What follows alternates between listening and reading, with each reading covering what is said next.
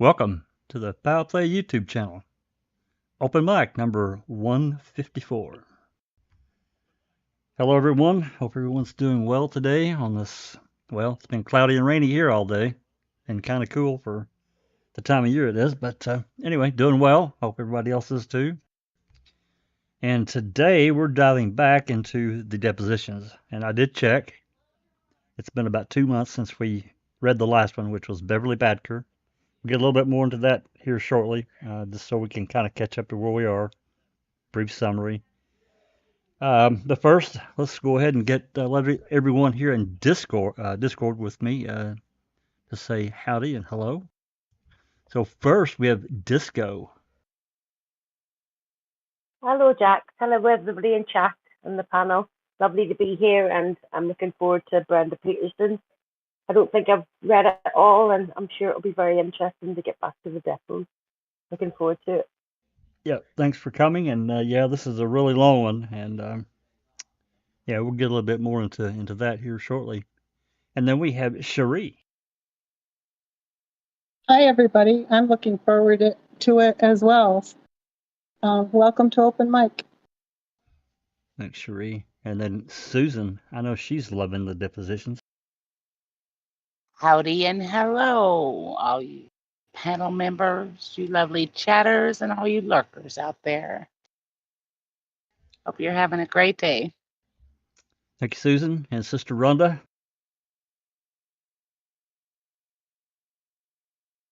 Hello, everyone. It's great to see everyone on the panel. It's great to have Disco Pervert with us. We love it when people other than the Reading with the Crew panel come on with us. It's always fun and interesting to hear others speaking as well. So welcome, Disco Pervert. And it's great to see everybody in chat. And I love the deposition. So I'm ready. Thank you, Rhonda. And of course, Dr. Silkman. Thank you very much, Jack61, and welcome everyone on the panel and everyone in chat. It's great to be here. Jack61, I got excited there for a minute because when I looked at the deposition, I thought it was Brenda Schuller's deposition. Now, wouldn't that be interesting? Well, for the whole thing, yeah. I mean, we've gotten bits and pieces of her deposition in the Colburn case, but oh yeah, that would be yeah. Mm-hmm. Yeah, yeah, really looking forward to it. Thank you. Absolutely. Thanks for coming, Doc. So just to, well, you know what? I'm going to let Rhonda, can you welcome everyone in the live chat, and I'll pull the document up, and then we'll have a little brief discussion, and then we'll get started. Yeah. Okay, we're going to start Romper Room today with JD. Hi, JD. Dark Side of the Moon is with us in chat. Colette M is with us in the chat. And Neverly, darling, it's great to see you here, my West Coast homie. JJack61 is in the chat. Cher, it is great to see you as well. Let's see. Gloria, how are you doing, Gloria? You know what song's going through my mind right now? Sherry Lynn Pontillo, welcome to the chat. Mark Kaz, it's great to see you in chat. We have Angie Dickinson and Gazwall and whoops, I don't know what just happened. I just opened up somebody's YouTube page. And let's see. I left off with Gazwall and Mark and Darkside and Anthony Hills. Yes, Anthony, we're late just because you expect us to be late. So we're just going to be late. But thank you for being here and being so patient with us. We are human after all. Veronica Clack, it's great to see you in the chat. Rhonda SD, my sweet, sweet UK friend. It's great to see you in the chat. We have iced coffee. Sounds good. I might have to send an order upstairs. And let's see, Kimberly Clafter, it's great to see you. Your name is new to me, so it's great to have you here. And Colette M. Kelly McCavian, it's great to see you both as well. And Charlotte Dowling, And Inexplicable Susan is in the chat. Cassandra Smith. Tina Sage, it's great to see you both. Carol. And Dr. Silkman is in the chat. Always great to have Dr. Silkman in the chat as well. Andy B is in the chat. I believe Andy B is having to call it early tonight again because he works for a living and he is on the other side of the pond. So he needs to probably leave us a little soon tonight, but it's great to see all of you here. I see others saying hello to West Virginia, and I missed your name, but it's great to have you here as well, West Virginia. If I missed anybody, sorry, but we'll catch you eventually. So welcome to podcast, and we'll get started. Thank you very much for doing that, and definitely welcome You're welcome. everyone. And even the lurkers that are out there, you're certainly welcome to listen to the reading and the breaks that we take and the opinions that we give. They're just an opinion based on what we read and the other things that we know. So looking at the depositions, as you can see, we're in August. This is the last one of August 2005, and basically we're in real time. If you look at the arrest warrant of Gregory Allen, I think it was written somewhere around the second week of September 2005. And that had to send a pretty big ripple into the authority of the Wisconsin State, Attorney General's office and various other agencies, but certainly the Attorney General's office and the DOJ. It had to. There's no way around it. They did not want that news to get out, and it didn't. It was not broadcast anywhere. And I watch a lot of these older shows, Forensic Files, the New Detectives, the FBI Files. Cold cases were a big thing. They're even a big thing now. But back then, I mean, these DNA came out, all these cold cases were getting solved. These cold case teams were cracking open these old cases that hadn't been solved.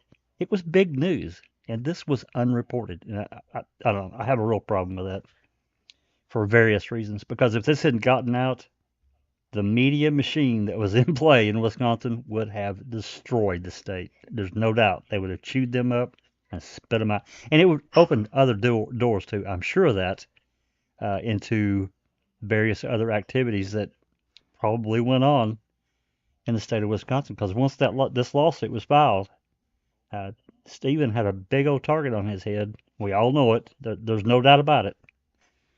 So anyway, the last one, we've read several.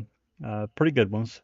The last one we read was another lady that worked in the office with Vogel, which was Beverly Badker. It wasn't that long, but it was pretty long. I think it took us a couple of hours or so to get that one done.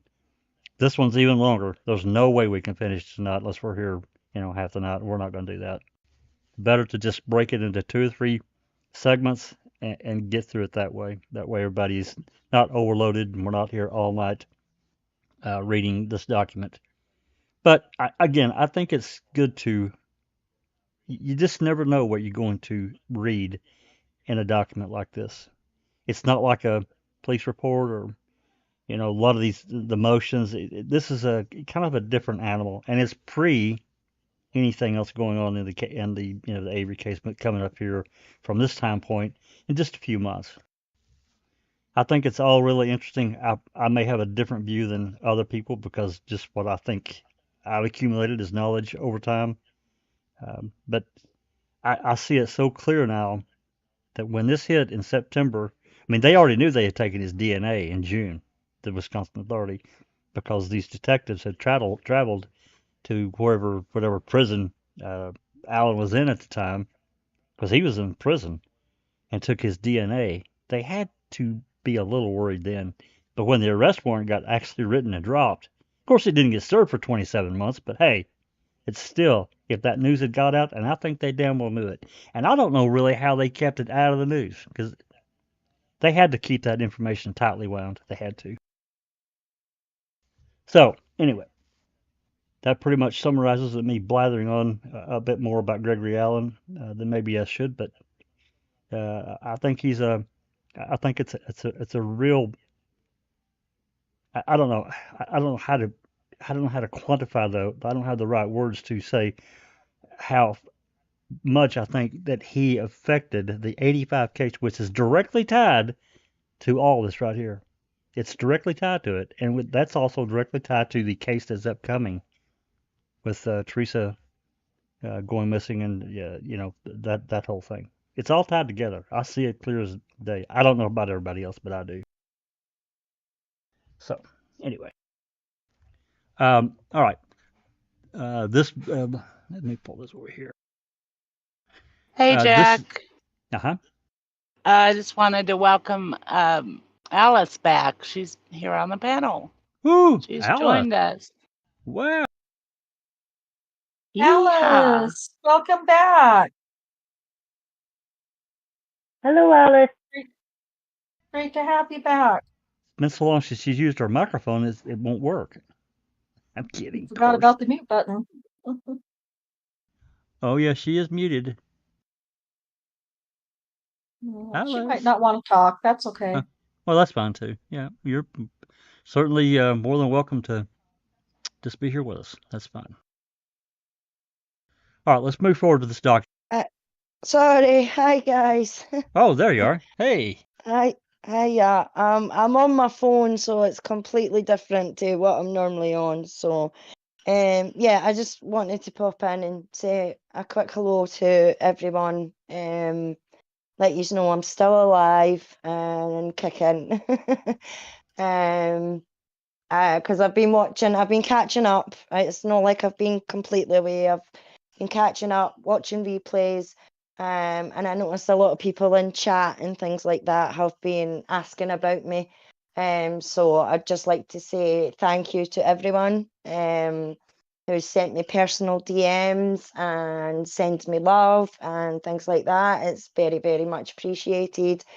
So I might not stay for all of tonight, but as I say, I just wanted to come back, say hello, and a big thank you to everyone. And I mean everyone. I mean, I've had DMs from Susan and Doc and Neverly and Mark and things like that, and too many to mention, and the lovely Dark Side as well. So I would just like to say a personal thank you to everyone for your concern. It is very, very much appreciated.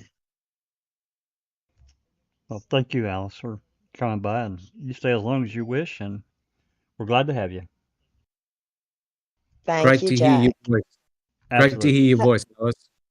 Thank you, Doc. Thank you. We love you, Alice. I love you all too, and I have missed you all. I must admit, I have missed it all, and I know people have missed my rants. I mean, you might not get a rant tonight, but hopefully I'll be back next week-ish on a permanent sort of basis, because I want to get back to doing videos for Luke and things like that as well. So, but tonight I was feeling a wee bit better, so I thought, yep, I'll go in and I'll say hello and I'll watch and I'll listen. So hi everyone in chat. It's great to see you all, and hello to everyone on my lovely panel. Thank you so much, Alice. I'm sure everyone, they love hearing your voice. Glad you're doing okay, and hey, like I said, you stay as long as you want. So with that, let's move on and get through the lawyers. We got Glenn and Kelly. I know that I skipped forward here a little bit. Kelly's the one doing the questioning here, so I'm going to ask a couple of my lovely readers if they're willing to help today. You can decline if you wish, but Rhonda, can you do the part of Kelly, the lawyer, and Susan, can you do the part of Brenda Petersen? Sure. Sweet. And also, Rhonda, if Glenn speaks, you can speak for him too. Okay. As usual, I'll do Covelli and Bascom. And Cherie, if you can do Pollen and Mayer. Yes, my daughter might step in, but I'll try to message somebody so that you know why I don't answer. Okay. Well, yeah, that's fine. If you don't, then I can cover it. It's not a problem. All right. Thanks. Yeah. And then of course Stephen. Now, up until this point, well, maybe the last one too, Jody had been with Stephen on every deposition, but she had to report to jail on August 15th, 2005. So she's no longer with him. And also, Mr. Kosarik wasn't at this deposition either. And then, of course, we have the index, got Kelly and Covelli asking questions. That'll be, well, on down the road here. They talk about the exhibits, the complaints, and of course we've got several of the documents now that we've done part of the reports that Amy Lehman and Deb Strauss did, and we're going to get back to those. I promise. We're going to get through them because they're interesting. So, yep, I think that's pretty much it. So, I think we should get a start, and we'll stop every few minutes, try to find a natural break. I will say this: if anybody has a question or a comment about something that's read, just stop us, and we'll stop and talk about it and move on. That's the best way to handle that, because a lot of times we keep reading and you have something that you think is key or important that you're curious about. Ask the question, and we'll try to get to it immediately. In the chat, just put a Q, and we'll try to keep track of that. And I'll try to watch my tablet here, and we'll just do it that way. So, Susan and Rhonda, whenever you're ready. Before we start, we do have a question from Veronica Clack. She's asking, is Colburn Depot out in the court records for us to get a hold of? Oh yeah, we have all the, well, I say all. We probably, Cherie got us probably 90%, especially the material starting from probably what, Cherie, last February, March timeframe? Is it something like that? We don't have his full deposition, though, do we?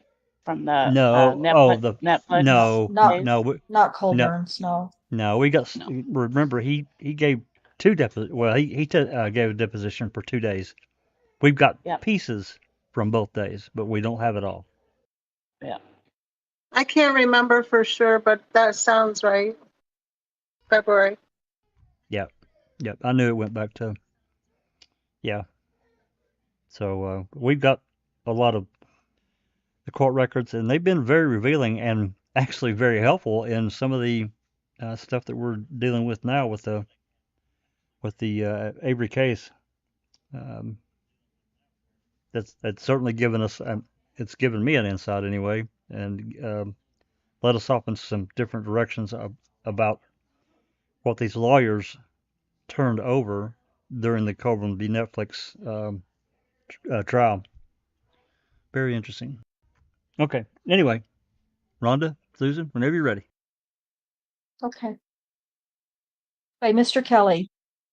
Miss Petersen, my name is Walt Kelly. I introduced myself to you upstairs, and I'm one of the lawyers who represents Stephen Avery. I'm going to have some questions for you today, okay? All right. Ma'am, and you're the victim witness coordinator for the County of Manitowoc's District Attorney's Office. Is that right? Yes. Would you tell me what that job entails? The majority of the job is making sure that the Manitowoc County is complying with victims' rights. More recently, our role has become more specific as to constitutional rights, and our main duties is to make sure that the district attorney's office and the victim have some kind of liaison between the two of them. So we would mainly be assisting crime victims through the criminal system. Is there an aspect of your work that involves, I'm going to call it a subspecialty, having to do with sexual assault victims? As in, have I had any training in that? No, I'm asking you in particular with respect to working with victims and witnesses. Is there an aspect of your work that is especially concerned with victims of sexual assaults? No. It's just the same as any other victim? Correct. Okay. Is there any special training that goes into working with the victims of sexual assaults? I have not had any specific training. No. Are you aware of any such programs? No, not really. I know the Department of Justice offers from time to time extra training if we choose to participate. And in a given year currently, what percentage of your work with victims would you say is involved with sexual assault cases? Probably about 2%. 2%. And how long have you been the victim witness coordinator here in Manitowoc County? Slightly over 22 years. So let's see. If we take that back to 85, so it would be about 1983 that you started doing that? Correct. And was that when you started in the district attorney's office? Correct. Okay. And was there a predecessor in the position of victim witness coordinator at the time that you started? Yes. Who was your predecessor? Wendy Tom. Please spell Wendy's last name, please. I believe it was Thome. I'm not positive though. Okay. There might not be the H in there. Do you know how long Miss Tom had been with the office? No. All right. Were the files and materials about the position that were handed over to you that she had accumulated at the time that you became the victim witness coordinator? Nope. All right. Who hired you, ma'am? Dennis Vogel. What had you been doing before you were hired by Dennis Vogel? I was in the paralegal program at LTI it was then. What's LTI, please? Now it's Lakeshore Technical College in Cleveland, Wisconsin. Okay. So you had essentially been in school before you were hired by Mr. Vogel. Correct. How old were you at the time that Mr. Vogel hired you? About 21. Was the position announced publicly? Was there a competition for the hiring? Yes. And was it a new position at the time it was advertised? No. Was it a full-time position? Yes. Sorry, Jack, I'm reading from your screen. Sorry. Oh, sorry. It's okay. Over the years, in your capacity as the victim witness coordinator, have you had occasion to testify under oath? No. You've never testified in any trial? No. Have you ever been deposed before? No. Have you ever given sworn statements of any kind previously? Nope. Would you tell me your date of birth, please? 3/24/62. And you mentioned about your schooling at LTI. Would you tell me your education starting with high school, please? I graduated high school. What high school was that? Lincoln High School. In Milwaukee? In Manitowoc. Okay. And after that? A 2-year associate degree at LTI. And forgive me my ignorance, but is the associate's degree at LTI in any particular area, or is it just a general degree? As a paralegal. So there's a paralegal program. Correct. All right. Since the time that you completed your education at LTI, have you taken any kinds of certification courses in connection with your work? No. Have you taken any kinds of training programs in connection with your work? Yes. Would you tell me what training programs you've gone through in connection with your work? 4 times a year, we have regional meetings to update us through the Department of Justice. And once a year, the Wisconsin Professional Victim Witness Association provides additional training through a 2-day conference. What is the Wisconsin Professional Victim Witness Association? Well, most of the victim witness coordinators in the state of Wisconsin belong to a professional association they decided to form to give us so that we'd be more recognized in the courtrooms and by attorneys as professionals, basically working toward the betterment of victims' rights. How long was that organization? Has the organization been in effect? I could not honestly tell you. Okay. Have you attended these conferences that you described? Most of them, yes. Have they been going on for 10 years, maybe? Regional meetings have been offered. I'm not asking you about the region. Okay. I'm just asking about the annual 2-day conference. How long has it been going on? Yeah, that you've been going. I'm going to guess. Oh, maybe 15 years. Okay. That's just a guess.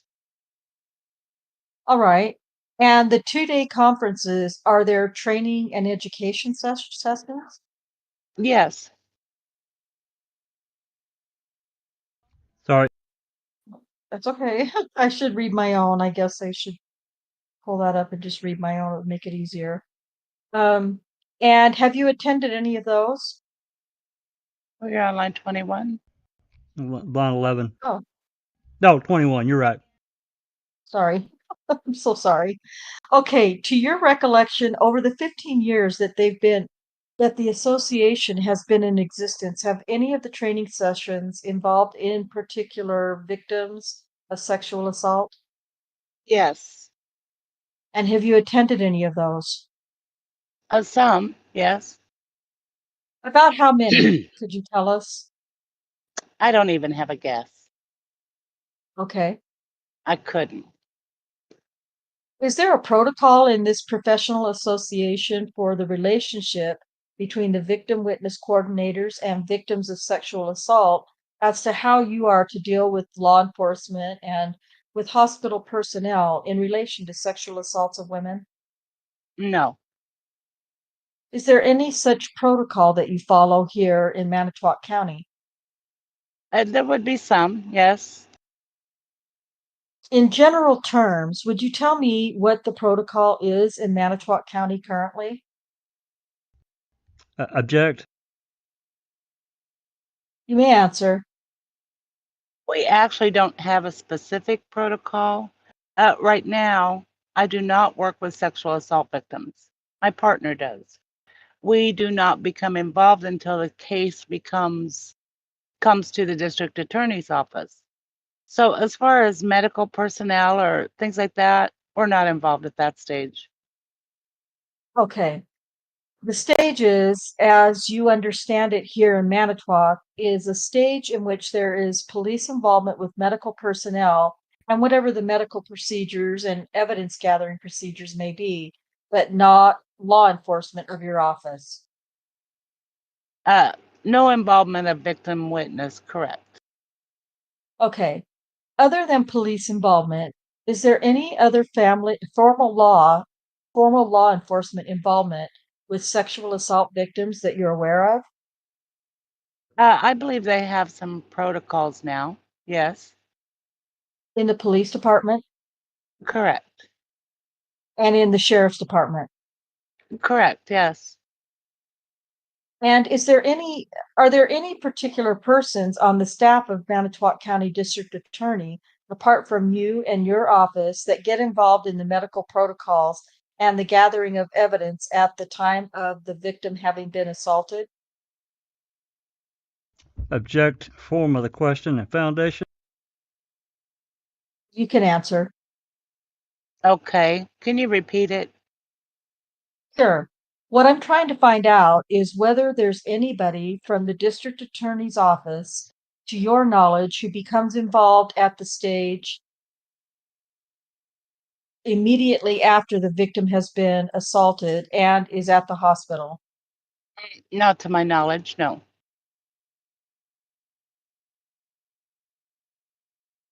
Okay, so that as far as you know, that's all a police function. It's not a DA's office function.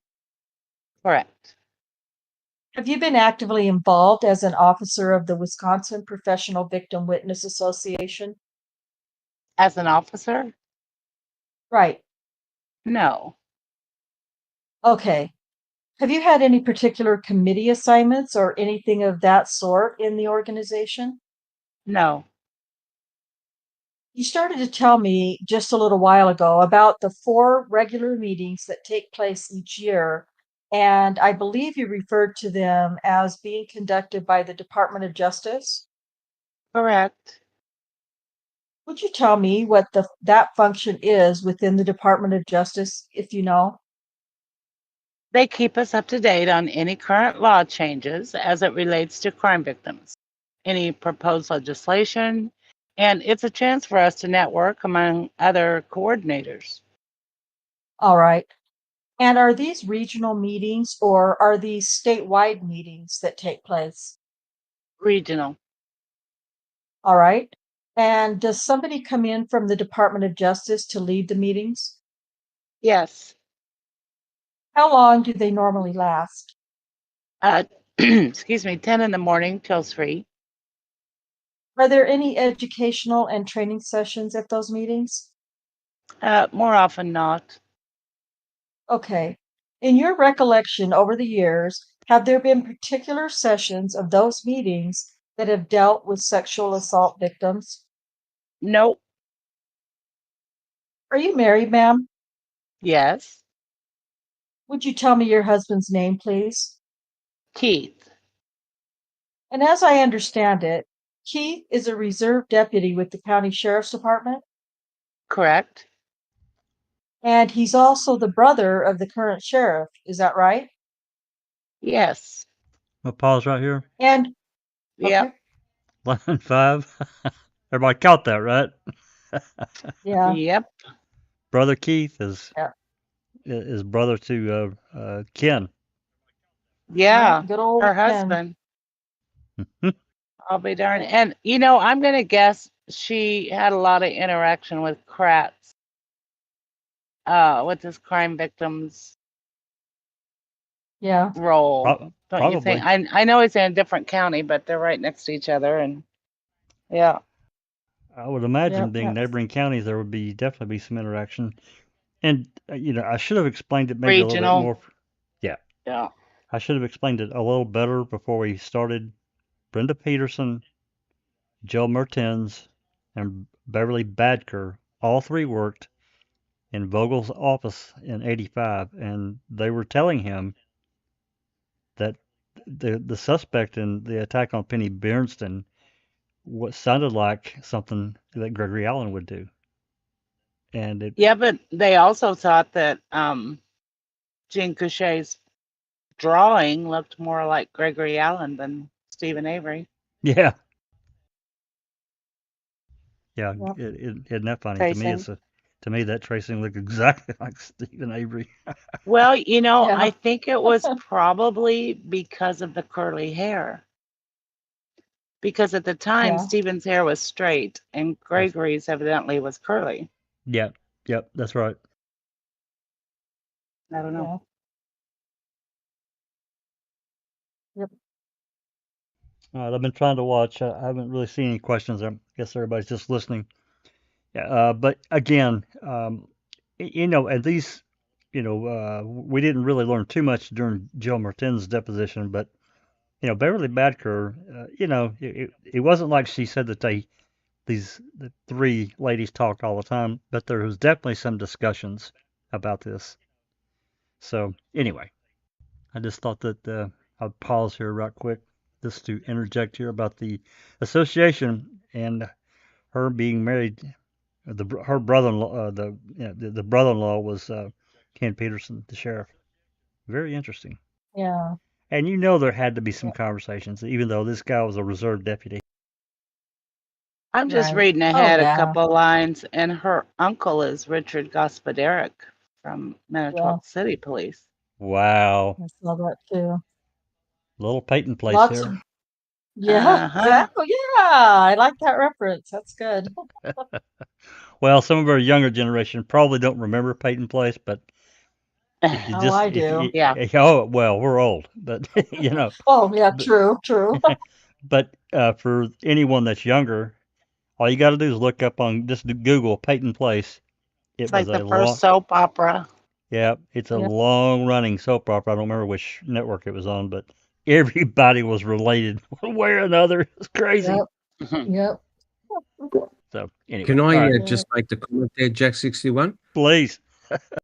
I think the comment about Peyton Place is very appropriate. And I think it really highlights a real big issue because you lose objectivity because they're all related one way to each other. And as you were saying, all these red flags are going up about the potential of the perpetrator being Gregory Allen and no one listening.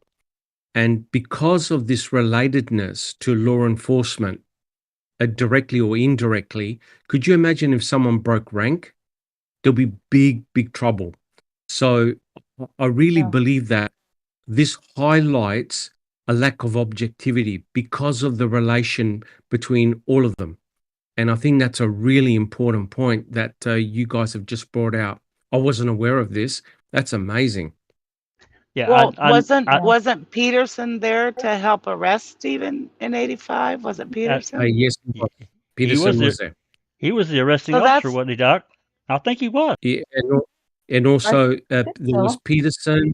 There was also Bushman. Alan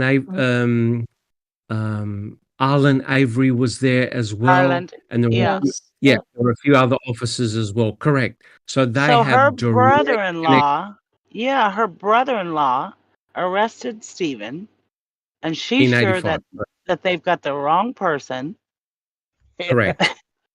So you can imagine Yeah, there's how uncomfortable that would have been, that type of conversation, if it ever came Yeah. out. You're yeah. basically going against the judgment of your own family members. That's Yeah. not good. That's Wow. not good. There's great room for a lot of family discord there. And Correct. you know, it could have definitely had some influence on, you know, the way things got said or reported or the way they turned out even. She's still And married to him in 05. Yeah. and these are, you got to remember, right? These are very strong characters, very polarizing type of individuals where Uh-huh. you would be very cautious going against their judgment. Could you imagine arguing against Peterson? I Hey, don't it'd be think so. easier to kill you Yeah. than to frame you. Yeah. Correct. Correct. Absolutely. Well, Family or not. that brings up another point, Doc. If she'd been married, I mean, I don't know how long they've been married. I would imagine at this point she was born in '62, so this puts her, you know, what, 30, 40, 43 years old approximately in 2005, something like that. So uh, I can just imagine she knew uh, probably some things that were goings on in the sheriff's department that were probably unsavory. I'm guessing. I don't know that, but if she'd been married to brother uh, brother of Ken for very long, she had to know something. Plus, she Well, worked for Vogel, for fuck's sake. Yeah, I mean, that that's right. So, yeah. so the impression I get is that this is very in-house, right? Oh, yeah. And that's why these depositions are so brilliant, because it reveals associations between these characters that no one would be aware of. And once you see the whole setup, no wonder Stephen was doomed. Could you Yeah. imagine speaking up against Vogel or Kosarik or Peterson? You're dead. They'll be making a little trip to Menards, I would say, getting a couple of concrete bags. What do you reckon? And buckets. And buckets. I'm And kind of bucket. surprised she said anything to Vogel, actually, having these Yeah. connections. But Yeah, for sure. Well, you know, one more thing that I'll say before we start back up. She started in the office in '83, and think about, you remember all the records that Christina FOIA'd and seeking truth about, Gregory's, Alan's record, I think, started in 80 or 81 in Manitowoc County. So she was well aware Hmm. of the crap that he was charged with. Of course, she was well aware of what it all got reduced down to, which was basically might as Hmm. well give the guy a jaywalking ticket and move on because it all got I mean, reduced down. she was handling his victims. Yeah, Right. yeah. Yeah, So I she knew just all make about him. yeah, it just makes it just I don't know. We'll see what comes out. Because it's been a long time since I read this entire document. I mean, a long time. Probably back when we got them because I read through them all. But I don't remember what else she says. But of course, I'm sure we're going to get a lot of objections from these other lawyers. I remember that. Well, I Yep. mean, if you look at where they object, it tells you a lot, right? Because they don't want to Yeah. reveal anything that's potentially nefarious. That's So right. keep a check out when the lawyers come in and say objection, because Yeah. it's like Pratt, it's like Fallon. You know that they're trying to hide something, which is remarkable.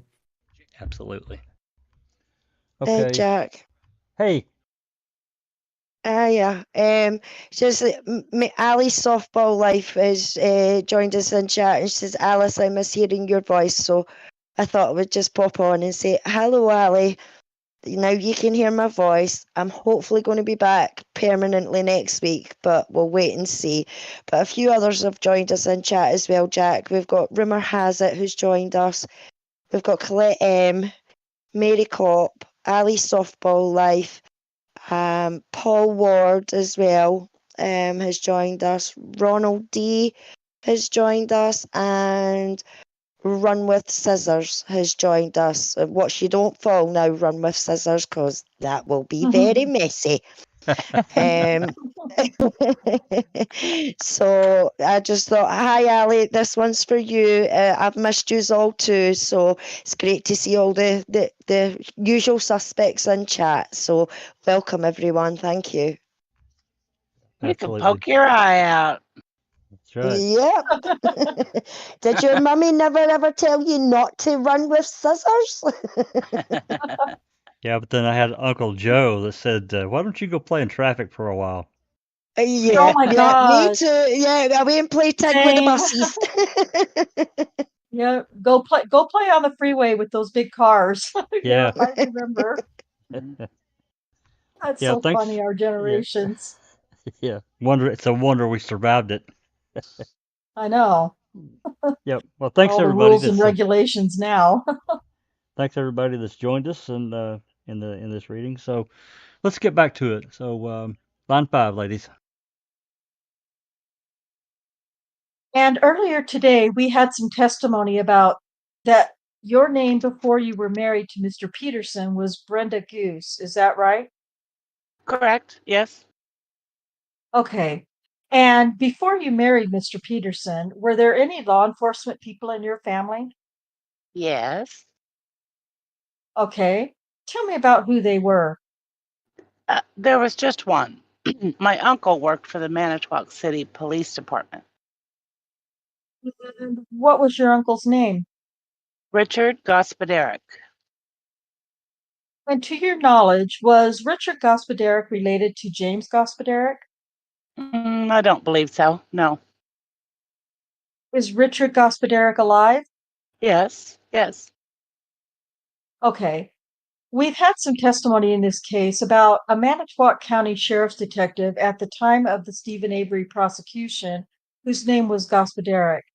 That's what I'm trying to find out. Is there any relationship between Richard and that detective to your knowledge? No. Okay. And your Uncle Richard, is he still in law enforcement? No. Is he retired? Yes. All right. And what did he do with the city police department? He was a lieutenant. In what area, please? Patrol. And did he serve with the city department for many years? Yes. Was his work the type of thing that would talk with you about from time to time? No.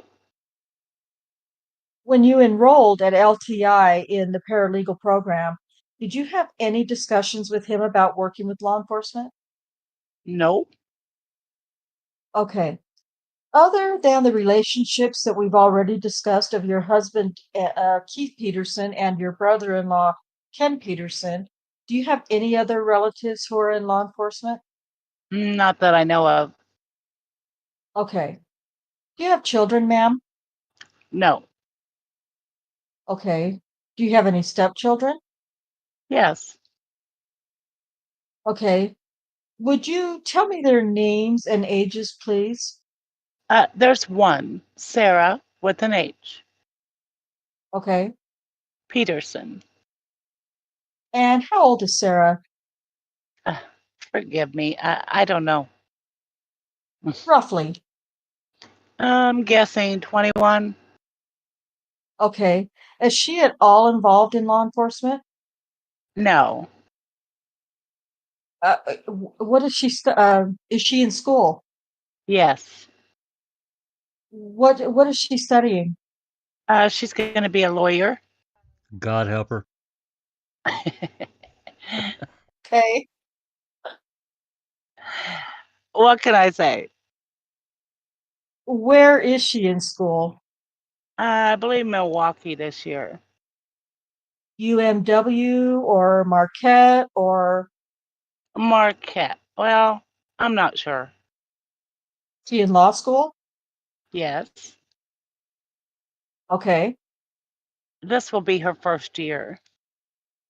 All right. Okay. I'm going to show you an exhibit that we have in the case, exhibit number 114, and I'll direct your attention in particular to the paragraph that's indented that asks for the production of documents. Have you seen that before? No. Okay. Oh, yes, I do. Yeah, yes, I have. Okay. Sorry. Did you search your records for any of the documents called for by that request? No. Did you make any effort to secure any documents?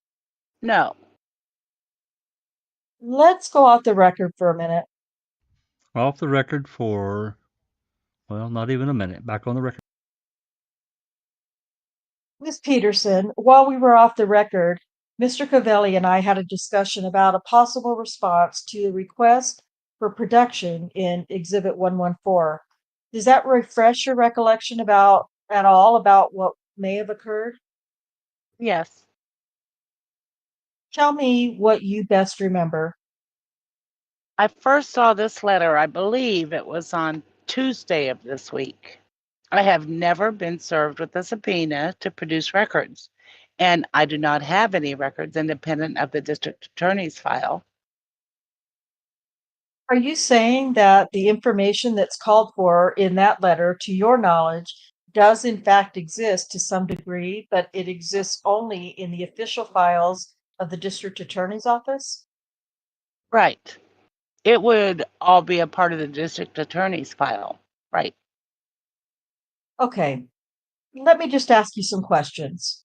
Do you know that there are memo books that concern Stephen Avery and or Gregory Allen in connection with the Penny Berntsen matter? Objection, no foundation. You can answer. Memo books? Yeah. No.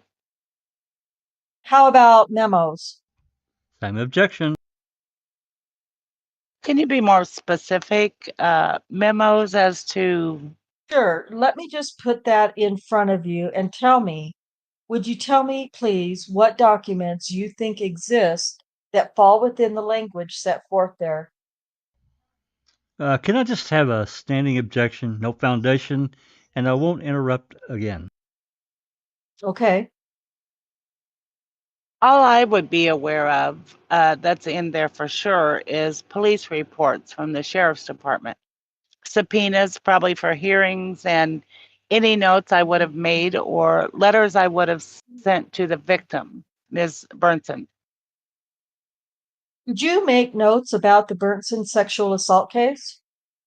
Probably. And did you have any correspondence exchange with Ms. Berntsen about this case? Yes. And did you make notes respecting Gregory Allen in any way? No. Did you make notes respecting Stephen Avery in any way? No. The notes that you did make, what were they about? Notes that I would have made would have been just the data entry on their sheet. I don't know. For example, a date saying on today's date, I spoke with Penny on the phone, or today's date, a letter was mailed to Penny. Let's go off the record. Off the record for a minute. We're back on the record. We've had an off the record conversation about the information called for in the letter of August 11th. My position is that the notes that have been described by the witness and the information that's been described by the witness involving her contacts with Ms. Berntsen, notes that she's made about the case, correspondence between herself and Ms. Berntsen, and notes of any kind about this case are called for by this document. That this document was an agreement with Mr. Covelli and counsel for the defendants that would be in place of a subpoena ducis tecum, and that they should have been produced here today. And it's my understanding that Mr. Covelli disagrees with that. I'm certainly going to reserve the opportunity to adjourn this deposition and continue it at a later date when those notes are produced. And I basically think it's a dodge not to have produced them here today. Well, on behalf of the witness, let me just make a comment for the record. To the extent that we treat this letter as a subpoena for this witness to produce documents, all this witness must produce are the documents that are in her possession. She's already told you that she has no documents responsive to the subpoena that are in her possession. Whether those documents exist independently of this witness somewhere else with the district attorney's office or have been produced, my understanding, the entire district attorney's file has been produced and you deposed him as the custodian of records and asked him what steps were taken in order to comply with the subpoena to him. But to the extent that this is a subpoena for this witness to produce documents, she has no documents to produce, and to the extent you want to examine her about matters that have already been produced by the district attorney's office, today's the day to do that. And so we would object to producing her a second time. Producing her a second time. Okay. Anyway, he's talking about if they if they're to adjourn and come back later. Yeah. Okay. Oh, yeah. Mr. Mayor, you might also ask her if she maintains if there ever was a file separate from the DA's file and her understanding of where that file ends up and whether it's maintained and what she puts in there and that sort of thing. It may be it never becomes a part of the DA's file. I don't know. I think accusing people of hiding documents is, using the term dodge is, overstepping your bounds a little bit, sir.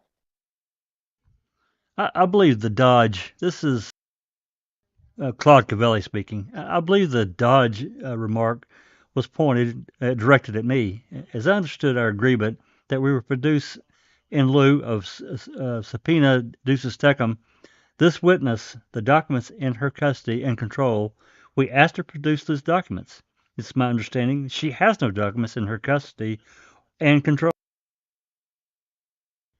She has referred to the district attorney's files under previous discovery and deposition.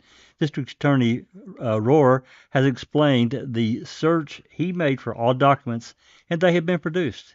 You had an opportunity to review them on 2 occasions. I, again, do not represent the district attorney's office. The state of Wisconsin does. But I heard the testimony and take it as true and credible that they have made a diligent search and produced everything that they could find in their possession that constituted any part of the district attorney's files. including any notes or letters, correspondence that may have been generated by this witness. So whether or not the judge may believe that I haven't complied, I guess remains for the judge to determine. But your insinuation that I intentionally was creating some sort of dodge, I think is uncalled for and inappropriate. Okay. Mm-hmm. We still have Rhonda. You're muted. Rhonda.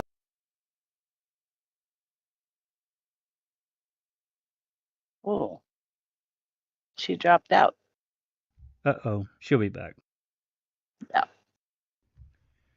Yeah. Well, this is an interesting, I guess we can pause here for just a moment. Little interlude that Kelly's made here. This, I guess that, I don't know, I guess Baskin and Billy have got a point. They did, they did talk to Rohr at length. Actually, I think his part two of, because he was called back. He was deposed, I think, in May. I can't remember. But he's already been deposed once. He's going to come back for part two, I think, in September, here in a couple of weeks from the date of this one, something like that. In remembering all this, I know you guys may or may not remember, but these files get stored like in 2 or 3 different spots. They have like a certain amount that are stored in the prosecutor's office, and once storage runs out, they take it to another area, and then whatever's oldest there gets moved again to another building. It's really kind of screwy the way they do it. And I think, well, without knowing and seeing it myself, but just from what I've read, it's a bit insecure.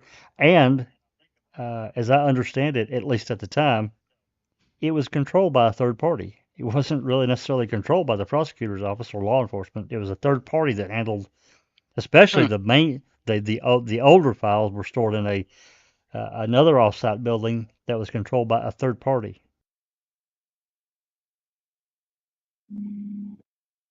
But do you get the impression that Mr. Kelly couldn't help himself by having a go at everyone involved in the process? Well, that's why I love him.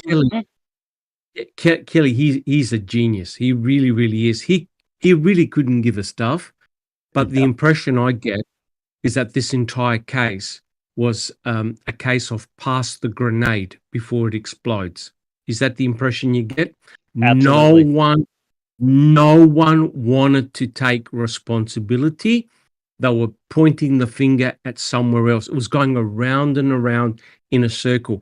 And you could tell that Kelly, he was loving every minute of it because he was putting the blowtorch on everyone. Superb job. Yep. Glenn did it too. These guys were, and handed these reports that Lehman and Strauss did. That just gave them so much ammunition. It was crazy. Veronica had a question. Yep. She says, why isn't some of this get media attention? All relationships between all the people who helped arrest Stephen to show there's some conflict during his arrest in 1985. Well, that's because the case got settled out of court. Yeah, after his arrest for Teresa. If it had gone to court, I'm sure some of that probably would have come out. But I think that it's going to get much, much worse here in the next couple months with the depositions. It's already bad enough as it is from what we've already heard, but it gets much worse, and they knew it. The state knew it. Oh gosh, yeah, he was definitely gonna get some big bucks. I'll say. I think they were.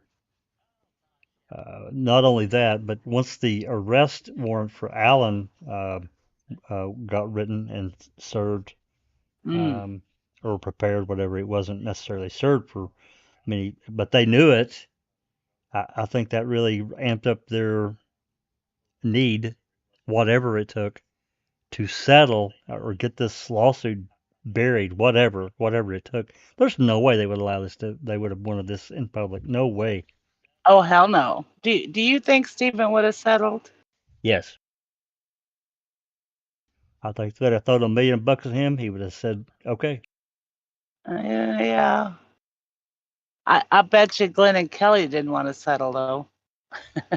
Probably mean, not for me. They probably would have They had wanted to them drive by it. the balls. Absolutely. Yeah. But it's also Sorry, guys. it's also the gathering of all the evidence that they were putting together, right? And basically they were lifting the hammer higher and higher, right? And when Kasarik and Vogel were going to take the stand, the hammer was going to fall. They knew it, right? Yes. So at the end of the day, the only thing that would have stopped this, is to pin a murder on Stephen. Do you guys see that? Yeah. Absolutely. It's Yeah. that serious. It's that serious and Yep. embarrassing for everyone involved that the only way you're going to stop it and reverse it and change the sympathy that society had for Stephen was to basically pin the murder of Teresa Halbach on him. And it worked. That's right. That's exactly right. There's no doubt in my mind. No problem, Rhonda. I figured you had an internet hiccup, and Yeah, so my power went out and my Oh, wow. and my internet. So yeah, no. I can't promise it won't happen again, but if I disappear, that'll be why. So Wow. I'm using my internet's actually still out. I'm using my hotspot right now. The Sweet. power is back on. Well, that's good at least. Anyway, yeah, I was gonna add, you were talking about Stephen settling or not.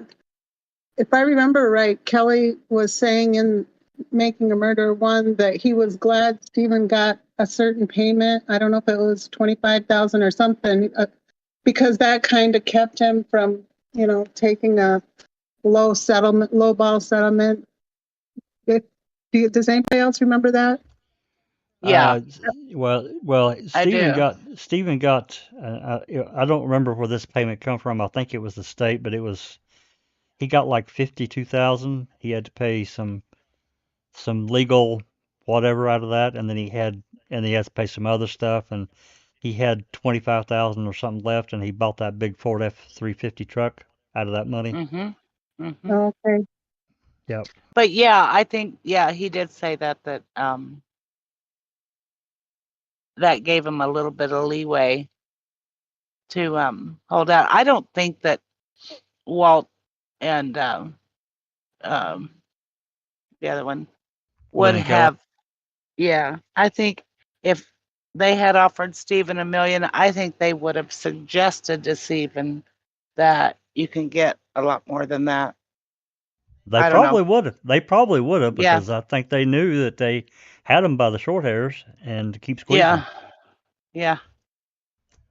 Well, we'll never see that. No. They made sure of that. Alrighty. Line 4 whenever you ladies are ready.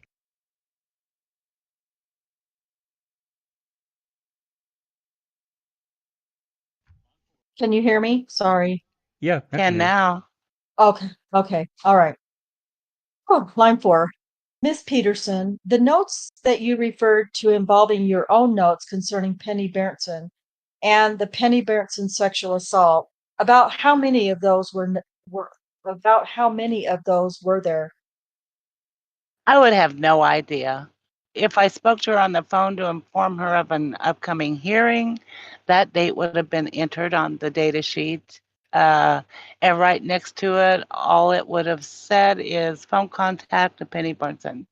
If I would have sent Penny a letter to follow up after a hearing, it would say that particular day's date on the day's data sheet, and that letter, all it would state is that a letter was sent to the victim.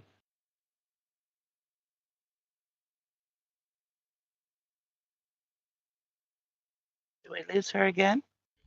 I'm not sure. No, I'm here. I just can't. Oh, I'm line not 17. seeing. Oh, Yeah, everything had, okay, sorry.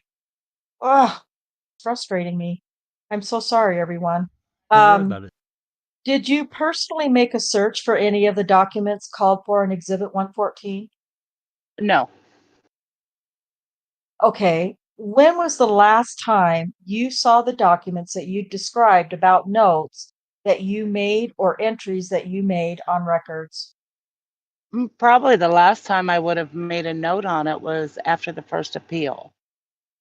So at no time since Stephen Avery was exonerated have you gone back and looked through your records for any notes about the Avery case.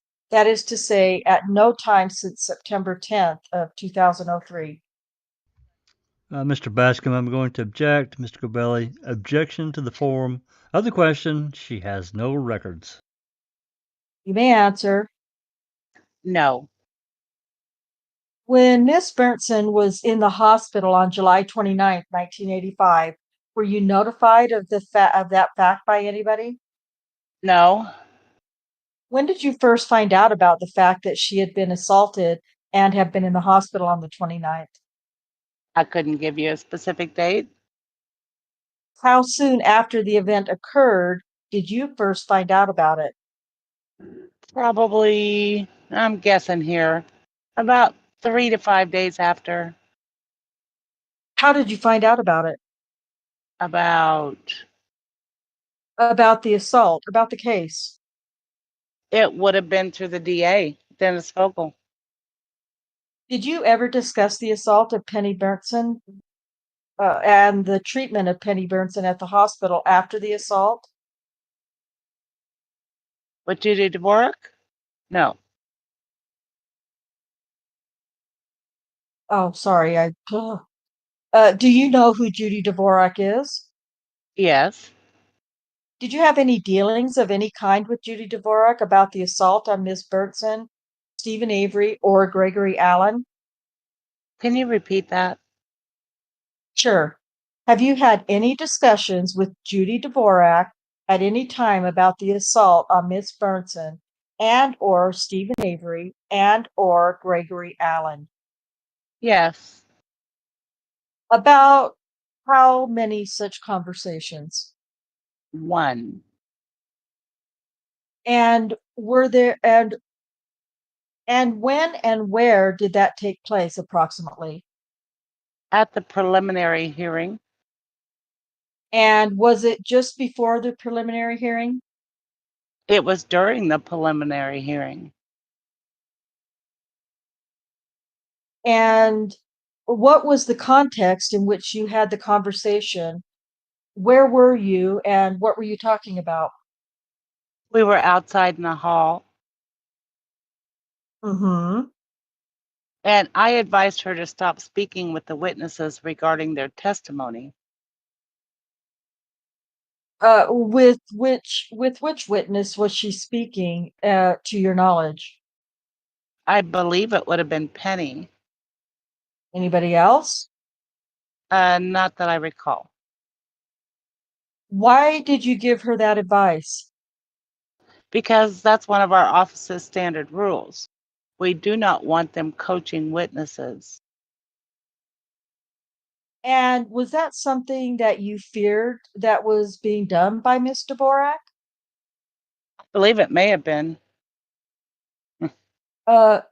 Okay, what was the basis for your belief? A comment I may have overheard her make. Which was what? I think it would have been, I'm not sure. I'm guessing that would have been regarding. Mr. Gabelli, object to the guessing. Mr. Bascom, we don't want you to guess. Okay. Give me your best recollection, whatever it is, ma'am. Mr. Bascom, testify to what you recall.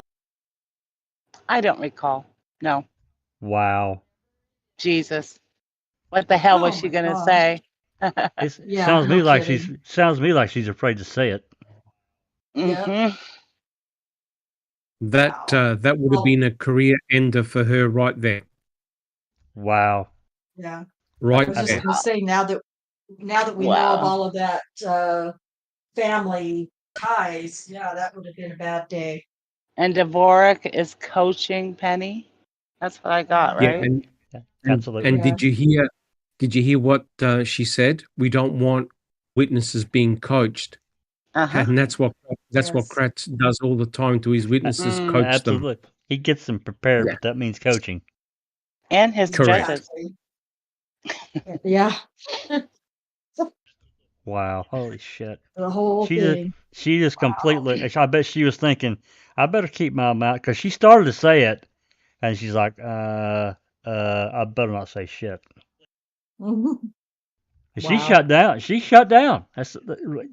Come on. Anyway, Yeah. all right. Continue on line one. You have no I'm not asking the specific words. I'm asking what your general recollection is about what you thought Dvorak was saying to Bertson. It would have, Mr. Covelli, objection, no foundation. You can answer, ma'am. okay. It would have been in regard to her medical care at the hospital. What about her medical care at the hospital? I don't know. Did you just overhear it? Correct. And what did Dvorak say when you told her not to do that? She agreed. Hmm. Did she cease, to your observation, any further talking with Penny Bertson about her testimony? Yes. Okay. At any time, have you had any conversation with Sheriff's Department official William Beck about this case? No. At any time, have you had any conversation with Jean Couchet about this case? Couchet? No. Couchet. Is that the right pronunciation? Yeah. You said Couchy Okay. before. Yeah. I guess I wasn't reading it literally. So shame on me. Jean Couchy. Okay. Couchy. Okay. Okay. No. Line six. Line six. Thank you. How about Al Polanzik? Ever talk with him about the case? Yes. On how many occasions? I don't know. At the time or since the time of the events? Both. When most recently did you talk with him? Maybe June. June. Of this year? Yes. Okay. What was the occasion for that conversation? Complaining that we were going to have to be deposed for the case. Where did you run into Mr. Kalancic? They were doing a hot air balloon flight in conjunction maybe with the air show. And how did you know that he was going to be deposed? I didn't. Give me your best recollection of the entirety of the conversation. Just that we ran into each other, and I told him it sounds like we're going to be getting subpoenas. And we grumbled about it, and that was it. Did you have any conversation with Kalancic in this most recent occasion about his involvement at the hospital on the evening that Miss Burnson was assaulted? No. Did you have any conversation with Kalancic on this most recent occasion about what happened at the hospital Nope. when he was there on the evening that Miss Burnson was assaulted? Sorry. No. Okay. On how many prior occasions do you think you talked with Kalancic about the case? Wow. Maybe 10. And moving back in time from June of 2005, were any of those conversations, other than the one you've already told us about, conversations that took place after it became known that Stephen Avery had been exonerated by DNA? That is to say, after September 10th of 2003 and before this June 2005 conversation? Some, yes. Okay. About how many? 4. 4? Maybe 4. Okay. What were the occasions for those conversations? Just if we would run into each other in public and if something recent had been in a newspaper about it. Mr. Kalancic is retired, right? Yes. So were these occasions just coincidences, or were they meetings at which you both seemed to be attending for some reason? Coincidence. Okay. And about how long did those 4 conversations last? I don't know. Okay. Are you able in your recollection to discern conversation 1 from conversation 2, from conversation 3, from conversation 4? I may. Okay. Well, let's start with the one that was most recently after it became known that Stephen Avery had been exonerated. Do you know about when and where that took place? I don't know when. I know it was at Shopko. Okay. Did Mr. Kalancic tell you anything about that time? About what he thought had happened that had caused Mr. Avery to be wrongfully convicted? No. Would you say anything to him about the case? No. On that occasion, what did the two of you talk about? Just kind of grumbling, I guess. Rumbling about what? Just that the case was coming back, and I don't know. Do you think it would be fair to say that at the time that you and Kalancic talked about the case and the fact that it was coming back, it was a controversial case, a high profile controversial case? Yes. And it was one about which both you and he, to your knowledge, had strong feelings and beliefs. Mr. Bascom, I'm going to object to the form, You can answer. Mr. Mayor, Yes. I'm sorry, Mr. Mr. Mayor Mayor. and Foundation. I'm sorry. Oh, Yes. I'm sorry, sir. That's okay. by Mr. Kelly. Okay, and what was your strong feeling and belief at the time that you first talked with Kalancic after Stephen Avery had been exonerated? I told him I never thought it was Stephen Avery. What did he say to you in response to that? I don't recall. Do you recall whether he agreed with you? Mr. Govelli asked and answered. I don't recall. Okay, did he recall whether he said anything to you about how it was that Sheriff Kucerik behaved about the case on that occasion? No, not that I can recall. Okay, did he say anything to you about the way in which he felt Stephen Avery had been misidentified in the case? No, All right. he never talked about that. When you told him your thoughts, how you felt about the case on that first occasion after Stephen Avery was first exonerated, do you remember him telling you anything about how the detectives in the Detectives Bureau at the Sheriff's Department had felt about the case when it was being prosecuted? No. Okay. Is there anything more you remember of that first conversation with Kalancic following the exoneration of Stephen Avery than what you've already told me? Yes. Okay. Tell me what it is. The only other issue we would have discussed was Al was upset because he had received some time off without pay as a result of the investigation. And did he tell you what happened in that regard when he went to the hospital that night? No, Did he explain what he was upset about? that he received some time off from without pay. This is very interesting. It is. This is at the time in '85. I guess I think so. that I don't know. he got time off without pay.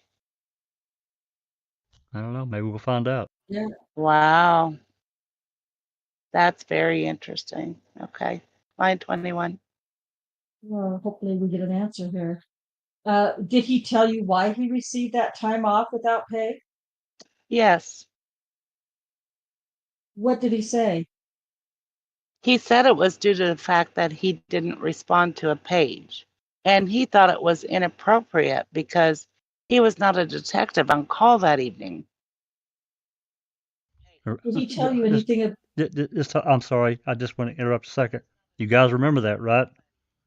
yeah, I remember it because Yeah. they called around Yeah. to everybody to try to get a detective to respond, and no one would call back. no one would respond? Yeah. But I And he think was moving. Kasurik did that. I think Yeah. Kasurik did that, gave him time off without pay, just to cover his reason for leading the investigation. Probably. Hmm. Yeah. All right. Sorry, Rhonda. Go ahead. Yeah. Oh, no, that's okay. Did he tell you anything about Sheriff Kasarik's reaction to his explanation for why it took him time to get to the hospital? No. Okay. Did he tell you anything further about his efforts to assist in the case that evening and the way in which he was treated by Sheriff Kasarik? No. Did he tell you anything about the photo array or the composite drawing in that conversation? Ha ha ha. I don't recall. Sure. Standard answer when you're not going to you don't want to tell the truth. Mm-hmm. Yeah. All right. Do you remember the second occasion in which, after the exoneration of Stephen Avery, you talked with Al Kalanzik? Yes. And when and where was that? I don't know when, but it was at family video. Okay. Again, a coincidental meeting. Correct.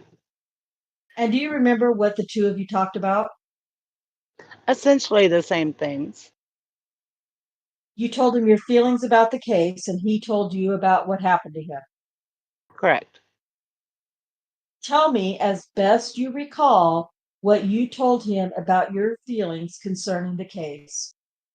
Exactly what I stated before. I never thought Stephen Avery was the correct suspect. And did you tell him that you had always thought that Greg Allen was the correct suspect? I told him that I believed from the beginning that it was Greg Allen. What did he say in response to that? Oh, shit. I don't recall. Did he tell you anything about any conversations that had gone on between him and other detectives about it being someone other than Stephen Avery who had committed the crime? No. Okay. Anything else you remember about that second conversation with Kalancic? Nope. Okay. And when was the third occasion that you talked with Kalancic about the case after Stephen Avery was exonerated? I think that would have been the night of the balloon lift. Okay. And that you've already told me everything you remember. Correct. Okay. And how about the fourth occasion? It was probably only those three. Okay. As you reflect upon it here today, you think now that it was only those three. Yeah. Yes. All right. Well, you've told me 10, and you've covered 4 of them for the period of time after September 10th of 2003. If you would, please tell me your best recollection of the occasions that arose when you talked with Kalanzik about this case prior to September 10th of 2003 when Stephen Avery was exonerated. Prior to September 10th? Right. By my calculation, we're talking about 5 or 6 times that the two of you talked running between September 9, 2003, back to July of 1985. Okay. Ask me your question again.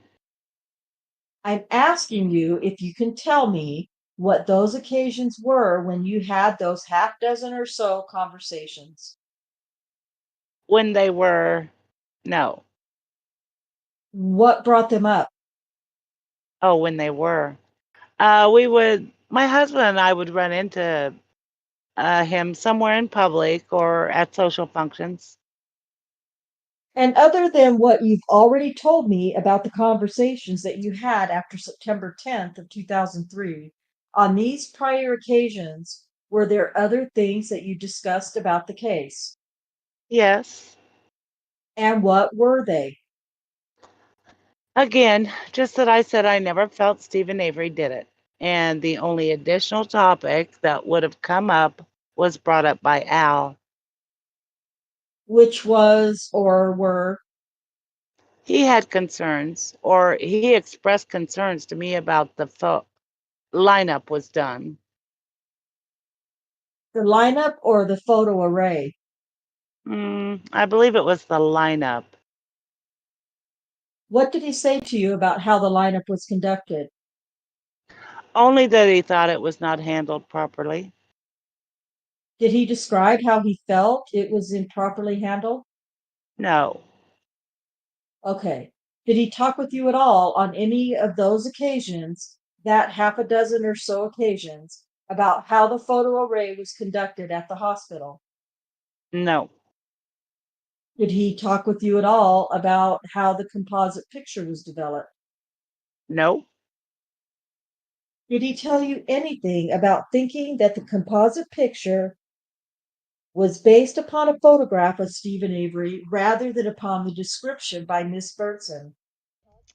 Mr. Cabelli, objection, asked and answered. Not that I recall. No. Okay. Is there anything else in the several conversations that we've talked about between you and Al Kalanzik that you remember the two of you talked about concerning the Penny Bernson case, Stephen Avery and Gregory Allen? No. Okay. Do you recall having any conversation with Al Kalanzik about his concerns that the case moved too fast? I don't recall specifically. No. What do you recall generally on that subject? I guess he may have made a comment, but I don't recall the context it was in or what he said. Do you remember whether he was critical at all of Sheriff Kosarik for having moved as rapidly as he did to arrest Stephen Avery? No. Okay. No, meaning you don't remember, or are you saying you definitely didn't have that conversation with him? No, I don't remember. Okay. On any occasion throughout the history of this case, have you yourself had any conversations with any of the doctors or nurses who treated Miss Bernson in connection with the sexual assault? I may have. Do you remember with whom? No. Do you remember what the subject matter was that you discussed with any doctor or nurse? It would have just been for purposes of arranging their testimony times and date. So you have no recollection of any discussion with any doctors or nurses about what events occurred at the hospital on the evening of July 29th when Miss Bernson was hospitalized? No. Okay. Do you remember the identity of any of the nurses or doctors whose court dates you arranged who had been at the hospital that night? No. Okay. To your recollection, if you made such arrangements, would they be noted in the records that you've told us about that you maintained? I don't recall specifically if I did or not. Okay. In the ordinary course of business, was that something that you would note as you were working on a case of this kind? Oftentimes it would just be I'm a scrap paper kind of person, so it may have gotten into the file. When you make notes on scrap paper like that, do you sometimes put them into the file? Sometimes. And sometimes they go in the circular file. Yes. Okay. Are you an employee of the county district attorney's office? Yes. And are you also an employee of the state of Wisconsin? People debate that all the time. I'm hired by the county. And is your check drawn on a county check? Yes. And to your knowledge, is the money that is expended on your salary money that is shared revenue that comes in from the state of Wisconsin? Percentage. Yes. About what, how does the percentage break down as between the state and the county? Currently, it's 60% by the state, 40 by the county. Okay. And the files that you've told us about, are those files grouped in your practice under the names of particular victims who are involved in the cases? No. How do you set up your files when you're putting in the kind of notes that you've told us about respecting a particular case? Can you be more specific as to this case or currently? Let's start with currently, what your current practice is. Then I'm going to back to prior practice. Currently, victim letters and notes by victim witness people. The notes can either be entered into a new computer system called Protect. More commonly, they're inserted into a red folder that goes inside the defendant's folder. Okay, let's go back to 1985. What was your practice then with respect to the keeping of notes on a particular case in regard to the victim in those cases? Back then, some of my notes may have been inside, actually right on the manila file folder itself. The majority of my victim witness letters and subpoenas always went back to the file, always went to the back of their main file. And when you say, quote unquote, their main file, what are you referring to? A main file in the district attorney's office? Are you referring to a main file in the district attorney's office or some other main file?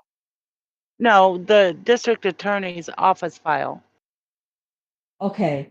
And apart from the district attorney's file, are you saying that you had a separate file that would have some of your notes in it? No, What was the separate filing that you were referring to? that's currently. That's what we're currently doing. No, I'm talking about in 1985. Oh, I thought you said that there were two. two places you could find my notes. Okay. And one of them was in the back of the entire file. In the back of the DA's main file. All right. And what was the other place? If you open up a file folder, notes could be written right on the inside of that actual folder. And would that actual folder be in the district attorney's main file or would it be kept separately? It was the main file.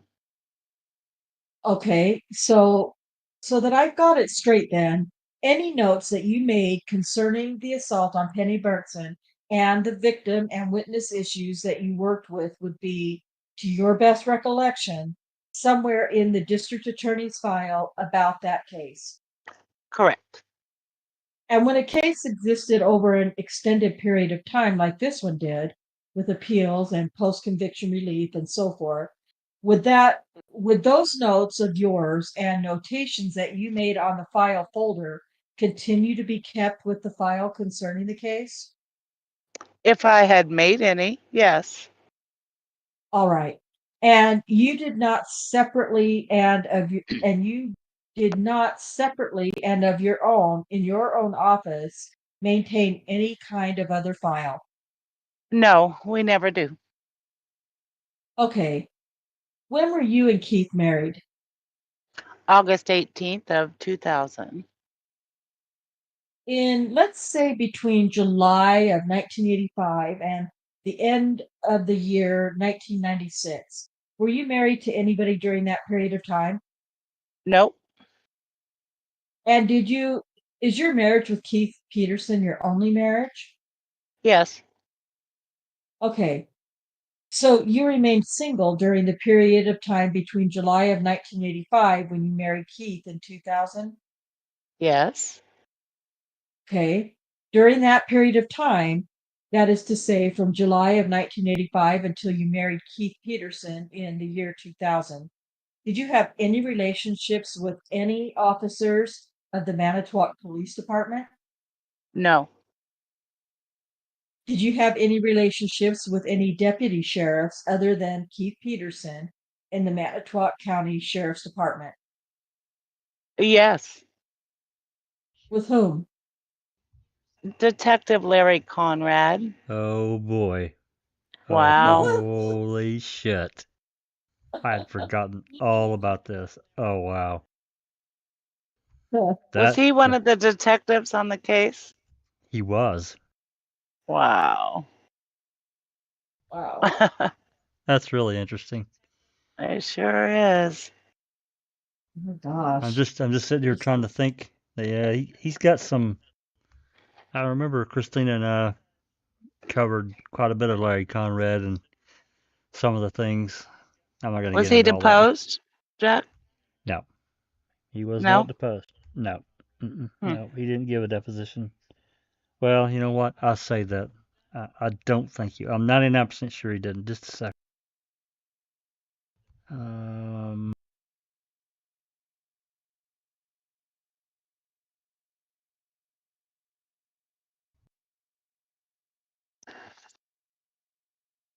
Conrad.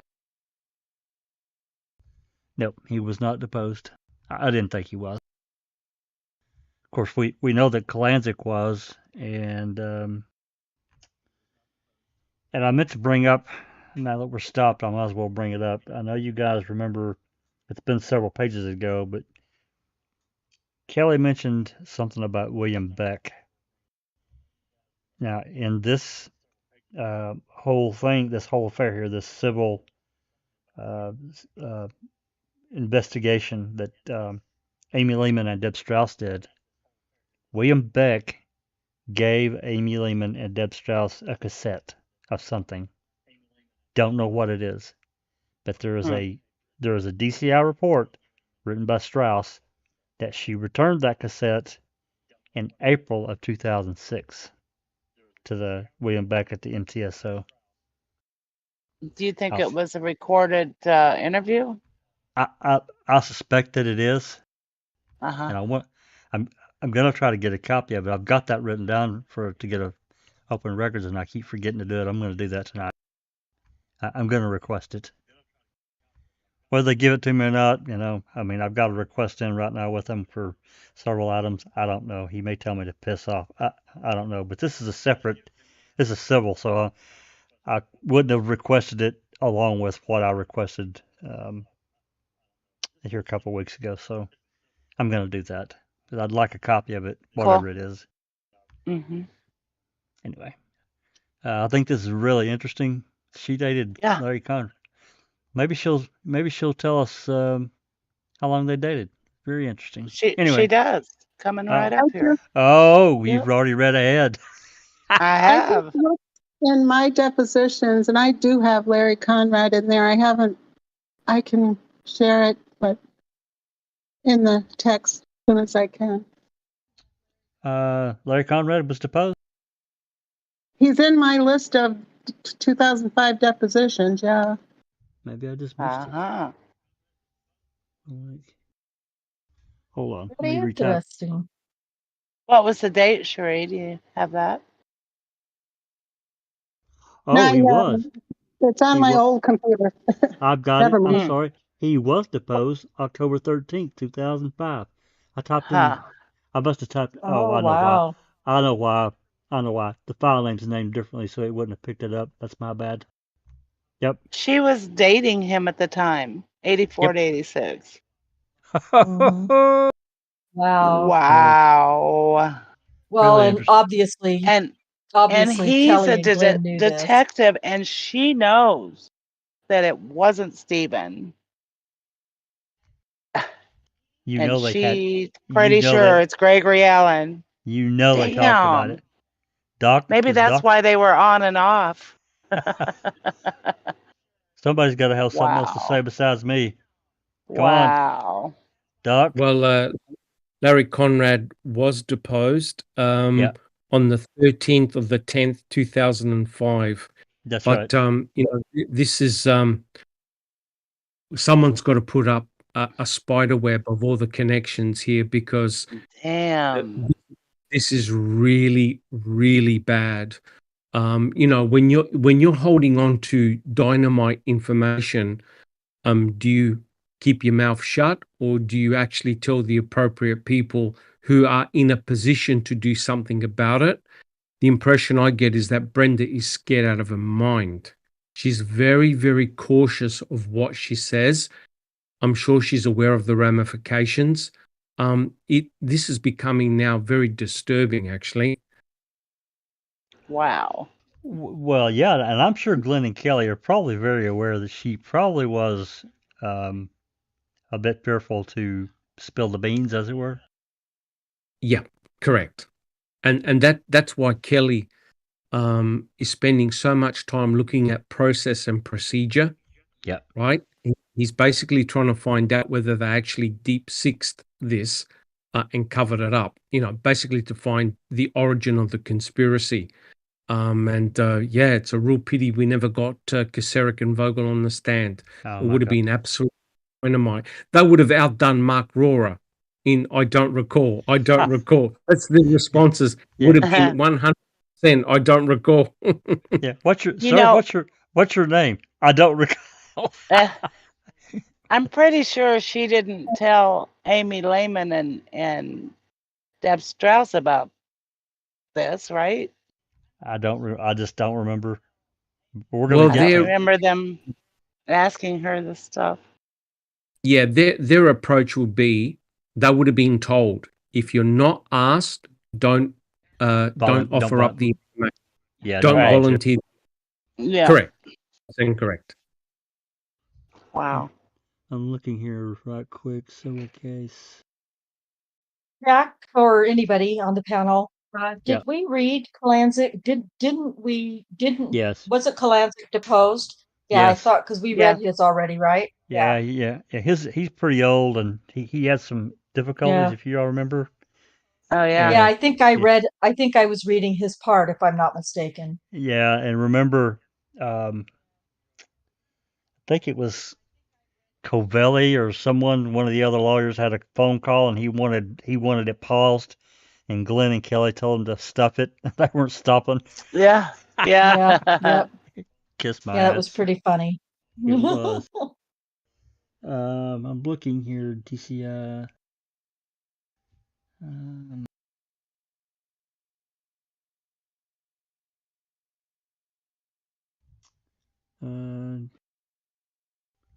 Okay. I'm not going to read through all these. There's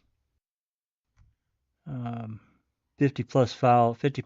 Remember, I took that one really long exhibit that we got in the Colburn v. Netflix case of all the different interviews, and I'm not going to read through all these and find out where his interview's at. I'm talking about Conrad. Yeah, I'm not going to read through all that. I'm going to do that another time. But we're going to get back to those interviews because they're really interesting. But we'll do that. We'll save that for another time. Anyway, let's get back to it. Is there any questions or any comments? I'm just laughing at James Crane. He says, Yeah. it appears they have an abundance of hot air in that area. And then he says, Yeah. I think my balloon joke floated over everyone's head. My God. That's hilarious. And let me guess, he now feels deflated. Oh, good one, Doc. Sorry about that. I'll just mute. No, that was good. That was a good That one. was good. Oh, Yep. very good. But somebody do the soundboard. Oh yeah, for real, huh? Gosh, we never think about it when it's actually we need a rim shot. We never think about it until afterwards. Nan's Live Oh, says wow. Keith, her husband, when he called into dispatch, the dispatcher didn't even know he was working with Manitowoc County Sheriff's Office. This entire case is a shit show. I'm guessing you're talking about the Halbach case, Nan's Live. Yeah, I'm sure she is. He was a reserve deputy, I think he said. That's a little late. I couldn't find the damn thing. It's all at the bottom. All right. Better late than never. Yep, It's always a good she time is. for a rim shot. Yep. True All that. right. Line 22. Okay. Did the two of you go together for a period of time? On and off. He didn't like me saying that it was Gregory Allen. Between what dates, Sorry. roughly? I don't recall. I know you don't recall specifically. Can we put broad parameters on it? Say, years 85 to 96, 84 to 87, something like that. Perhaps 84 to 86. Interesting. So you dated for somebody for 2 years, but you don't remember the years. That's interesting.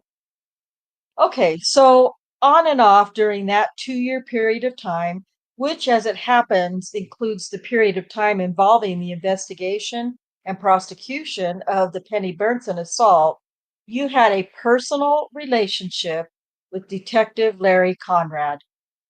Yes, on and off. Okay.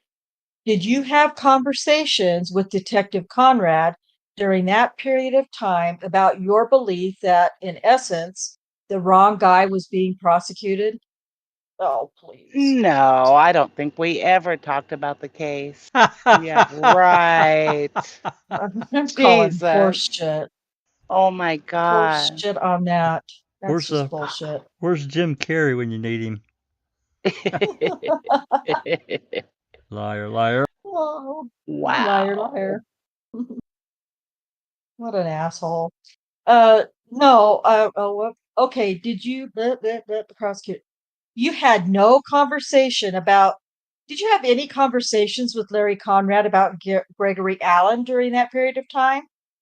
No. Did you have any conversations with Larry Conrad about the way in which Tom Kuceric was conducting the management of the department? I'm touching my nose. No. You better hold it back. Just Put like your whole Pam hand on it. Sturm. It's like shades of Pam Yeah. Sturm. Yeah. Oh my gosh, this is unreal. Okay. Any conversations with Larry Conrad about any professional relationships he had with Tom Bergner? No. Okay. You know who Tom Bergner is, right? Yes. Yeah. Okay. Do you know whether or not during that period of time, Tom Bergner and Larry Conrad were talking at all about the Penny Burnson sexual assault? I would have no knowledge of that. Hmm. Okay. During the time that you and Larry Conrad were going together off and on between 84 and 86, were there parties that you attended in which other detectives from the sheriff's department were present? There may have been. Okay. Do you remember any conversations with any of those other detectives or other people who were at those parties about the Penny Burnson assault and or Stephen Avery and or Greg Allen? What, you think I'm crazy? No. Sorry, I'm Oh, ad-libbing. hey, ad-libbing is the best part most of the time. Okay, how did you first find out about the exoneration of Stephen Avery when the DNA results came back exonerating him in September of 2003? Through the DA's office. Who in the DA's office? Mark Rohr. Okay, do you remember how the matter was brought to your attention? No. Do you know whether prior to receiving the information about Stephen Avery having been exonerated on or about September 10th of 2003, but during the period of time that Mr. Rohr was serving as the district attorney of Manitowoc County, you had expressed to him your opinion about the fact Stephen Avery was not the guy who had assaulted Penny Bertson, but that it was Gregory Allen? That's a long question. Can you? Well, you should have tried reading it with no punctuation. Sure. I'm sorry. Sure. No. Here's what I'm trying to get at.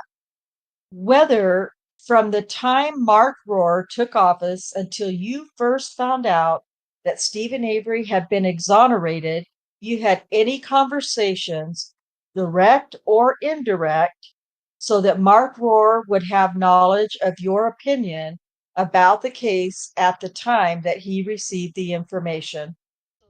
Mr. Cavalli, I'm going to object to form. I'm getting confused. It sounds like you're asking me about two different time periods, but I'm not really sure. Are you asking me if I talked to him prior to him being exonerated? Yes. No. Okay, so as far as you know, at least in terms of it coming from you, Mark Rohr didn't know anything about your feelings concerning the case when, in September of 2003, he found out that Avery had been exonerated. Yes, I'd never talked to Mark prior Okay, to the. did he call you in to discuss the case when he found out Avery had been exonerated, or did you go to him? Neither. How did it come to pass that the two of you talked about it? We didn't separately. I believe he just informed the office as a whole. And how did he do that? I don't recall. What? Right. And when he informed the office, did you have any conversation with him then? Not a separate one-on-one, no. Okay. Did you have any conversation in any format with him? Sure. After he told the office, I said I'd never thought it was Avery. Okay. Who else was present when you made that statement? I don't know. I don't know. Was Mike Greasyback present? He may have been. Beverly Badker present? I believe so. Any other office personnel whom you can identify who were present? I believe maybe Lynn Schneider, Anyone else? probably our receptionist. Did anyone else chime in and say, in respect to what you had said, that they too never believed it was Stephen Avery? I believe Bev. Okay. And did there then come a time when, subsequent to having made that statement, when Rohr and Mike Greasyback met with you and discussed that with you? Never. Okay. To your knowledge, did there ever occur such an occasion when they had that discussion with Beverly Badker? I have no knowledge of that. All right. Do you know whether or not they ever had such a discussion with Jill Mertens? I would have no knowledge of that.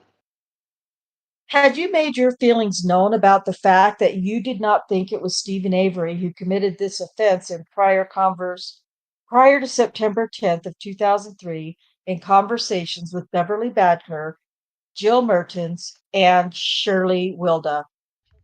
Mr. Cavalli, objection to the form. Yes. Okay. On how many occasions? Well, probably every time this case was brought up again in the news or another attorney took on Stephen's case. So on many, many occasions then. Yes. This view of yours persisted from Day one. From day one all the way throughout the proceedings. Correct. And was it based on your knowledge of Stephen Avery and Gregory Allen? Oh, Mr. Cavalli, objection. No foundation. You can answer. Yes. Was it based on your physical observation of Steve Avery and Gregory Allen? Not on Stephen Avery's, but on Greg Allen's. Was it based on your knowledge of Gregory Allen's MO? Mr. Cavalli, objection. No foundation. You can answer. I felt that way, yes. Okay. Was it based on your knowledge of Gregory Allen's record? Mr. Cavalli, objection. No foundation. No. Okay. At any time since you first came into knowledge that Stephen Avery had been exonerated by DNA and Gregory Allen had been implicated by DNA, have you had any conversations with Penny Bernson about this case? Yes. How many? Maybe two. Were they in person or by phone? One was in person for sure. Where was that? In my office. And do you remember the occasion? What brought that meeting about? Oh, when the Herald Times printed the Department of Justice's report. Okay. Did Penny come to see you or did you call her and ask? How did the meeting come about? She did not come to see me. She was in the courthouse for something else. And how did it come about that the two of you met We saw each other in the hallway. and then went into your office to talk about it? Yes. How long did the conversation last? A while. I don't know. What did you tell her? I don't recall specifically. Give me your best recollection of everything you told her. It doesn't have to be specific. It's just the best you remember. I told her that I had always believed that Stephen Avery did not do it. Did you elaborate why? Yes. What did you tell her in that regard? I told her that the minute I saw the composite, I believed it was Greg Allen. Did you tell her anything further about why you believed it was Greg Allen? I don't believe so. No. Was she upset Upset with. with the fact that she did not know prior to your telling her that there was somebody in the DA's office in the position of victim witness coordinator who did not believe her identification was accurate and who believed that Gregory Allen was her assailant and she hadn't found out about it? Was she upset with me? Upset in general. Mr. Baskin, I'm going to object to the form of the question. Yes, I believe she was upset that the whole thing occurred. Well, did she, when you told her your belief and that you had had it from day one and what it was, what did she say in response to that? She understood why I did not express my concerns to her. What was her understanding? I explained to her that it's not my duty to sway a victim or a witness's testimony or to put my beliefs upon any witness or victim. Did you apologize to her? No. Did she tell you that she was terribly disturbed that an innocent person had been wrongfully convicted on the basis of her testimony when there was this knowledge out there at the time, that is to say, in 1985, that there was another person who may have committed the crime? Mr. Cavalli, objection to the form of the question. Yes. Okay. How did you respond to her when she said that? I don't recall. Okay. Did she cry? Not that I recall. Did you cry? No, Did the two of you embrace at that meeting? no, I'm a cold-hearted bitch. But Yeah, just keep that open, Jack.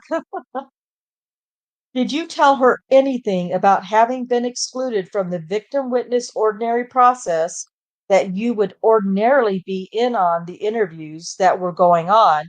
And in this particular case, you were not invited in? Yes, Mr. Gabelli, object to the form. What did you tell her about that? I told her that it was extremely unusual for, if not the coordinator, for another female to be present in the room when a female sexual assault victim was being spoken to. All right. Did you tell her anything more on that subject? Yes, Tell me what. I told her that I believed it was very unusual for the sheriff to participate in those meetings. Did you explain why you thought that to be unusual to her? Yes, What did you say? I told her it had never happened before and that I felt I was excluded from those meetings because of the sheriff. And did you tell her you were upset about having been excluded because of the sheriff? Yes, Okay. What did Penny say in response? she was surprised. Did she tell you anything about having received information over the telephone from somebody in the Manitowoc Police Department before the case went to trial that there might be another person who had committed the crime? Can you repeat that question? Sure. In the conversation that you had with her, did she say anything to you about the fact that someone from the Manitowoc PD had called her and told her that there might be another person than Stephen Avery who had committed the crime? Not during that conversation, no. An earlier one, in a later conversation. No, an earlier one. In an earlier one. Tell me about the earlier one, if you would. That would have been after the Department of Justice's report was compiled. Okay. What did she tell you on that occasion? She, I believe, told me that Tom Bergner from the city police department indicated to her that he informed the sheriff's department of information regarding Greg Allen. Did she tell you what Tom Bergner told her had been the sheriff's department response when he, Tom Bergner, provided that information? I don't recall. Did Penny tell you to whom in the sheriff's department Tom Bergner provided the information? If she did, I don't remember. Do you think it was Tom Kosarik, the sheriff? Mr. Baskin, object to the form. Calls for speculation. When it comes to Kasurik, I don't remember anything. Okay. Is there anything else you can remember about the conversation that took place in your office when you ran into Penny in the courthouse and talked about the Attorney General's report No, that you haven't already told me? no, Okay. What was the second occasion on which you and Penny talked? I don't know the specific occasion. Was it a phone conversation? I think it was a phone conversation. Did you initiate the call or did she? She did. Do you remember what she wanted? To give me her new address and phone number should she need to be reached, and to inform me to direct any questions to her attorney. Janine Geske. Yes, All right. And did that in turn cause the two of you to talk some more in that phone conversation about the case? no, You have no recollection of any further discussion. It was just a straight tell you her new address and tell you to talk to Janine if you had any questions? Correct. Okay. About how long did that conversation last? 5 minutes. Okay. Anything else you remember about that conversation? Nope. Okay. How long did you go together with Keith before you were married? Holy cow. A long time. Okay. Too long? Okay. 10 years, maybe. All right. Over the course of that relationship, one person involved in the justice system to another, did you share with him your concern about the mishandling of the Penny Bertson assault case? Mr. Bascom, object to the form. Mr. Cabelli, object to the form of the question and no foundation. You can go ahead. Yes. Keith knew throughout the relationship what your thoughts were about the way in which the investigation and prosecution was handled. Is that fair? No. Mr. Cabelli, objection to the form. Tell me what's wrong. I never told him that I thought it was intentionally mishandled. I knew that I felt it was never Stephen Avery. He knew that I felt it was never Stephen Avery. Okay, did he know why you felt it was never Stephen Avery? Yes. And what would you think his knowledge would be based on what you told him? He would tell you that I believed it was not Stephen Avery because I saw the composite drawing and believed that it was Greg Allen. Okay, I need to get a little bit clear about something that I'm unclear about at the moment.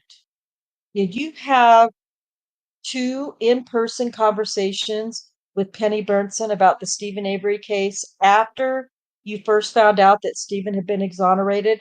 Or did you only have one in-person conversation with Penny Burnson? I believe it was only one. All right. And that one you've told us everything that you remember about. Correct. All right. And did you have only one phone conversation with Penny Burnson about the Stephen Avery case after you first found out that Stephen had been exonerated in September of 2003? Or did you have more than one phone conversation with Penny Burnson about the case? There would have been a second one, but I don't know that it was specifically because of the exoneration. What was the occasion for the second one, if you recall? Penny was asked to speak at one of the victim witness regional meetings with the Innocence Project, and I did not attend that regional meeting. I did not feel comfortable being present at that meeting.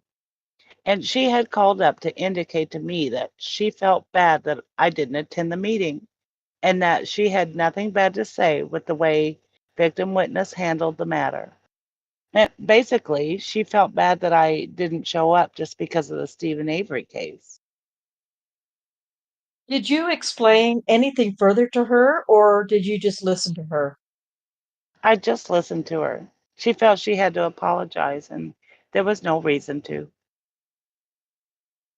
Okay. By that time, the two of you had already had your in-person meeting, right? Yes, So she knew what your explanation was for what had happened in terms of the investigation and prosecution of Stephen Avery. yes. Okay. Mr. Cabelli, counsel, it's approaching 1.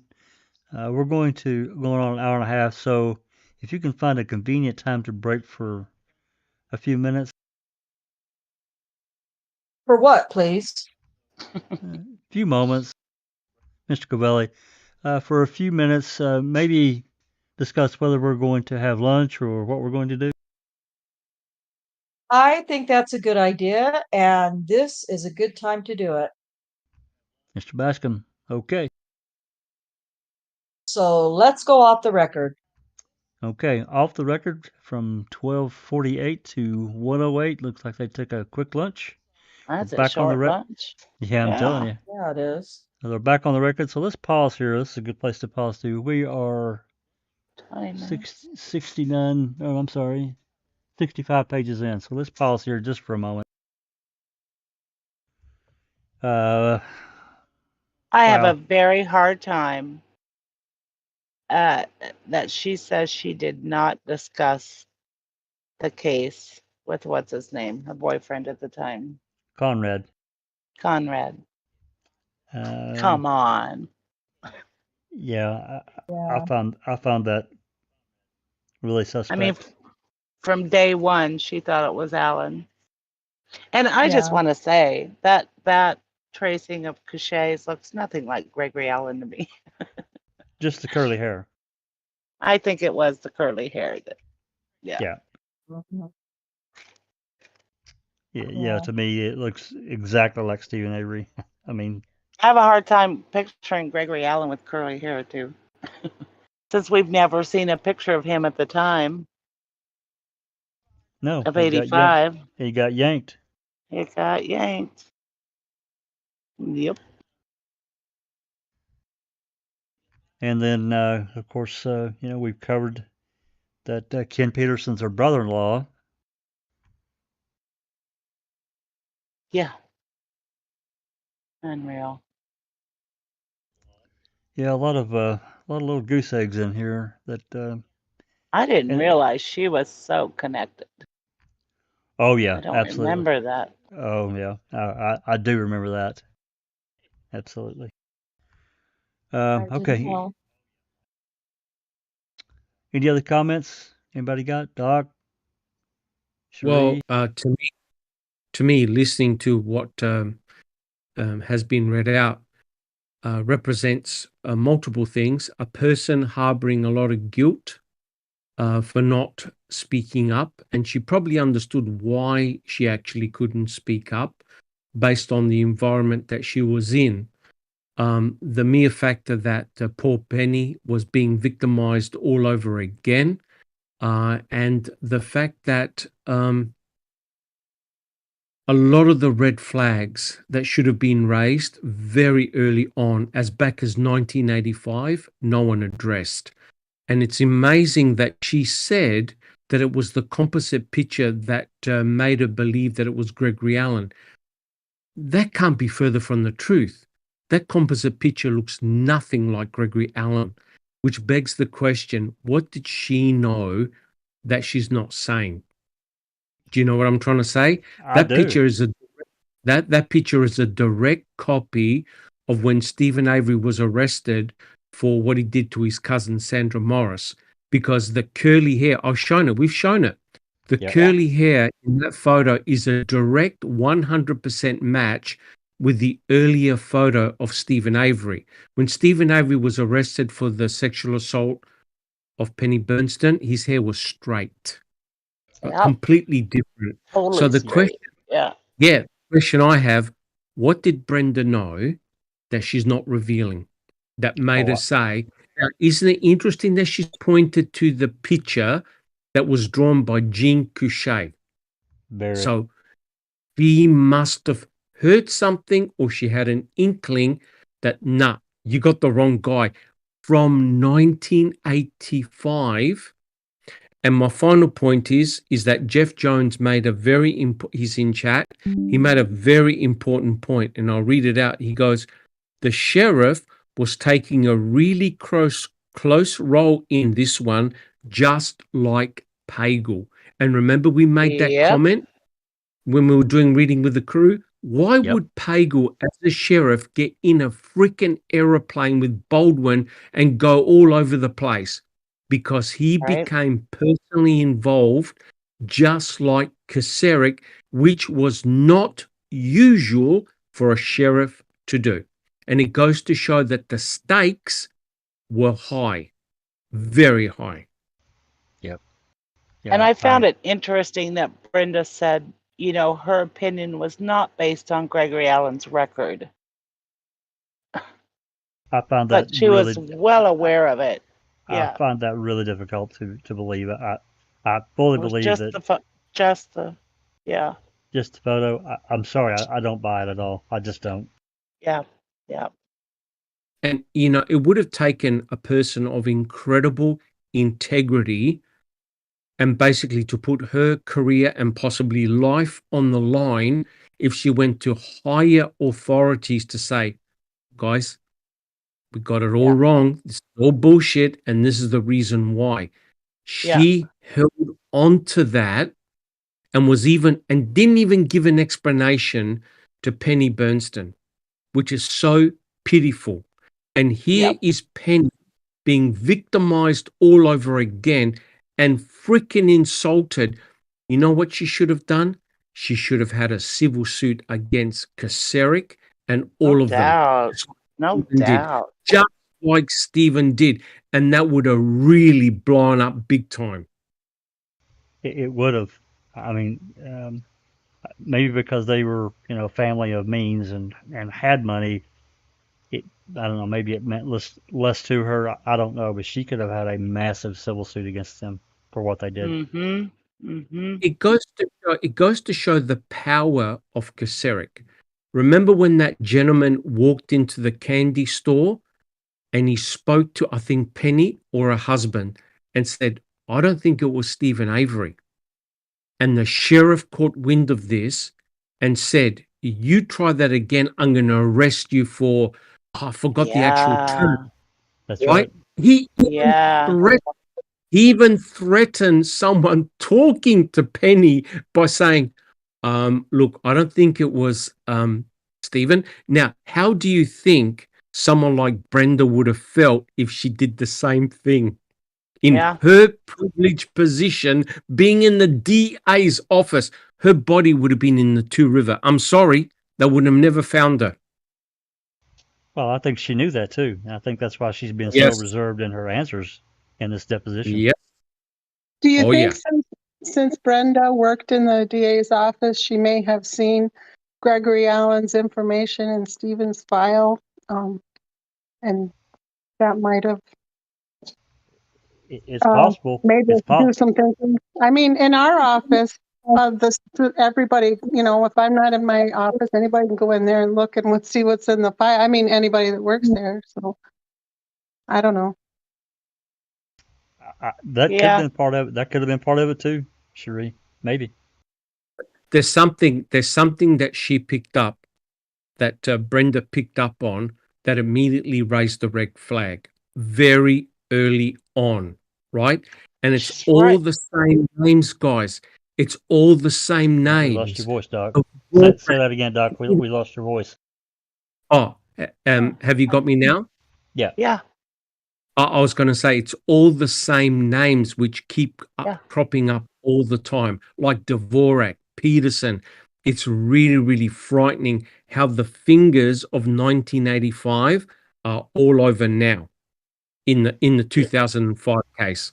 It's all connected. She was right in the middle of a den of crooks and liars and just evil people. I think she knew it too, Susan. Yeah. Well, yeah. Yeah. Yep. In a den full of vipers. Yeah, and I think that's why she's, you know, some of these more specific things I don't recall. Can't help you, don't recall. But then other things, it's really, she has a really good memory. It seems to me like.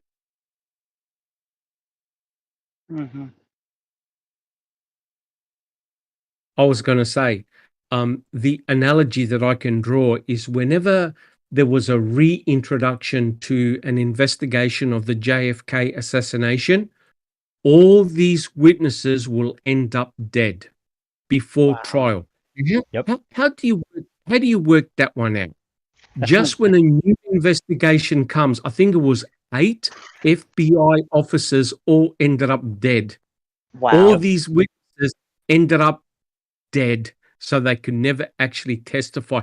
Could you imagine Brenda if she actually was in front of a high jury and judge to basically be as a whistleblower and say, look, guys, the sheriff, the DA, they're playing shenanigans here.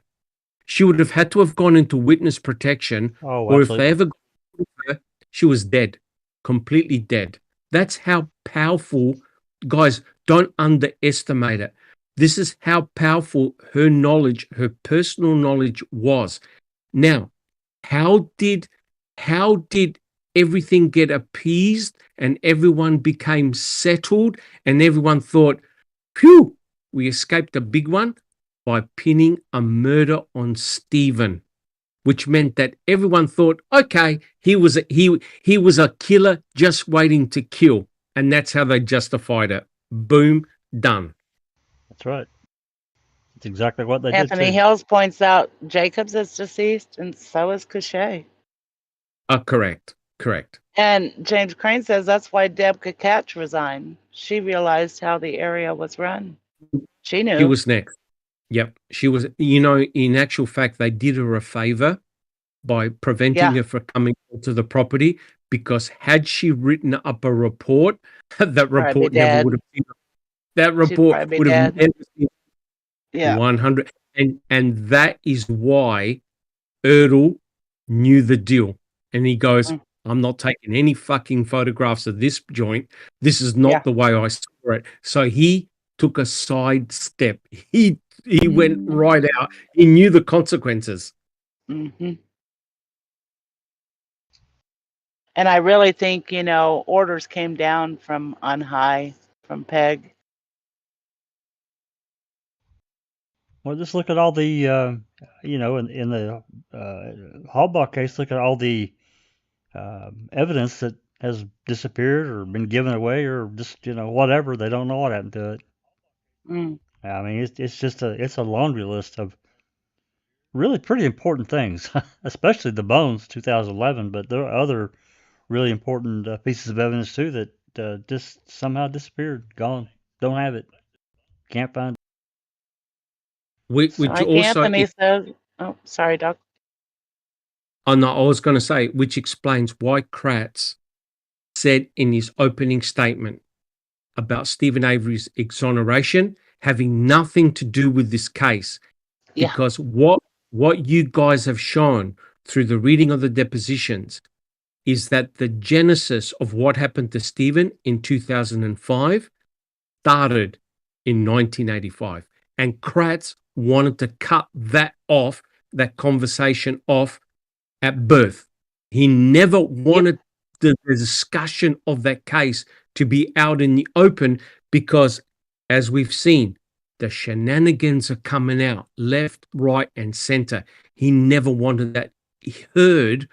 Remember the looks on the Halbach's faces of total disbelief of what had occurred to Stephen in the past? They were dumbfounded. They had no idea. Yep. This is dynamite, guys, what you're reading. Absolutely.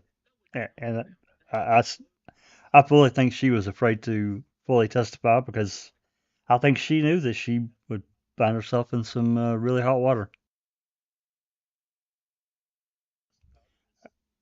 And, as far as why she would think it was Gregory Allen, I mean, I personally feel like she had seen him in the office a number of times, knew what and knew what he had done. I just have to believe that.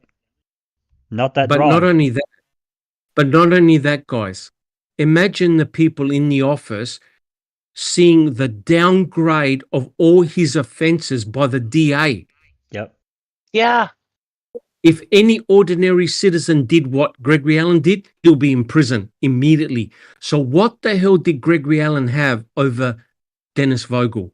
Photographs, conversations. Remember, he's a peeping Tom. He goes around at night. What information did he have? Were they in a club together, perhaps? It could be. Or could should have information about, where you can do this or do that. It's hard to say, but there was definitely something going on because there's too many incidences where he was caught red-handed. He should have been jailed. And, then he beat the hell out of his wife. I mean, I don't know a lot of people that don't know that. He beat the shit out of her. I think he served a little bit of time for that, but not much. It's crazy. The number of charges that he was brought against him and dropped down to misdemeanors, it's insane. I'm telling you. But do you notice what Ken Kratz did? Ken Kratz transformed transformed Gregory Allen into Stephen Avery. He did. He dredged up all the things that Stephen did and amplified them. And yet we have to shut our mouth when it came to Gregory Allen and his past misgivings. The question is, why? Why? That's what we need to find out. Why? Why is Gregory Allen being given a free pass? You've got to be kidding, right? The guy's as dangerous as you can ever get. Monster. They all are, Doc. They all are. Correct. And then right in the midst of all this, we've got Ricky Hochschlatter. Don't forget that. Don't forget that one. Happened in 99, right? That's right. Yep. Uh-huh. Yeah, in fact, I tried to get a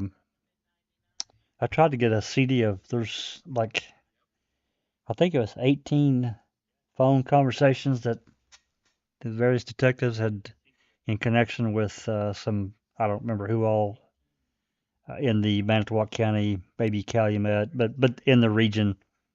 There were 18 or 19 phone calls or something of that nature. And I requested that. This has been months ago now. But they denied my request and said it's still an open case. And I'm like, really? I don't know. I don't know of any investigation. You should. There's. I mean, I don't. Three. I know at least three, if not four, of these people that are on these conversations are deceased. They're dead. So they wouldn't let me have it to them. I'll tell you what I truly believe. I think this all started with Stephen Avery when he ran his cousin off the road. Absolutely. She was married to one of them. It pissed him off. He's not getting away with that.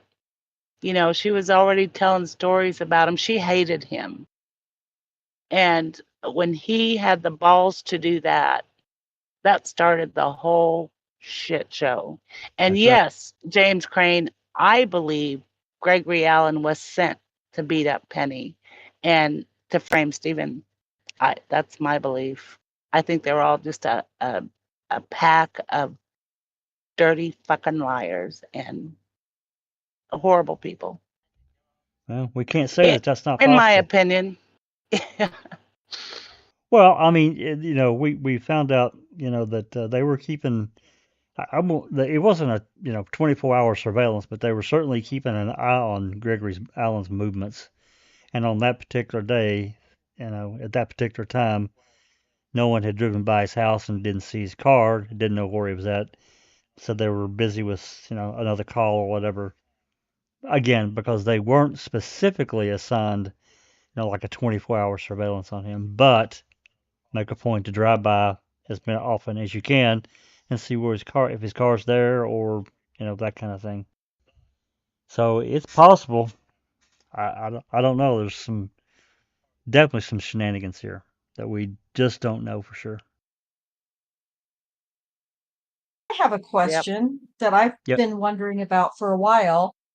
Why would Brenda Petersen even say it to begin with, that she didn't believe it was Stephen Avery, that she believed it was Gregory Allen? Why even say that to begin with? Do you know? I mean, yeah, considering where she she knew met it. that, She knew it. She knew it, but then she's gonna hide it. I mean, because she knew it, but she has to know that she can't say that out loud or say that to anybody. She's hedging, right? Yeah, I mean, it doesn't make sense to me. But just Rhonda, here's the problem, right? She obviously would have told third parties.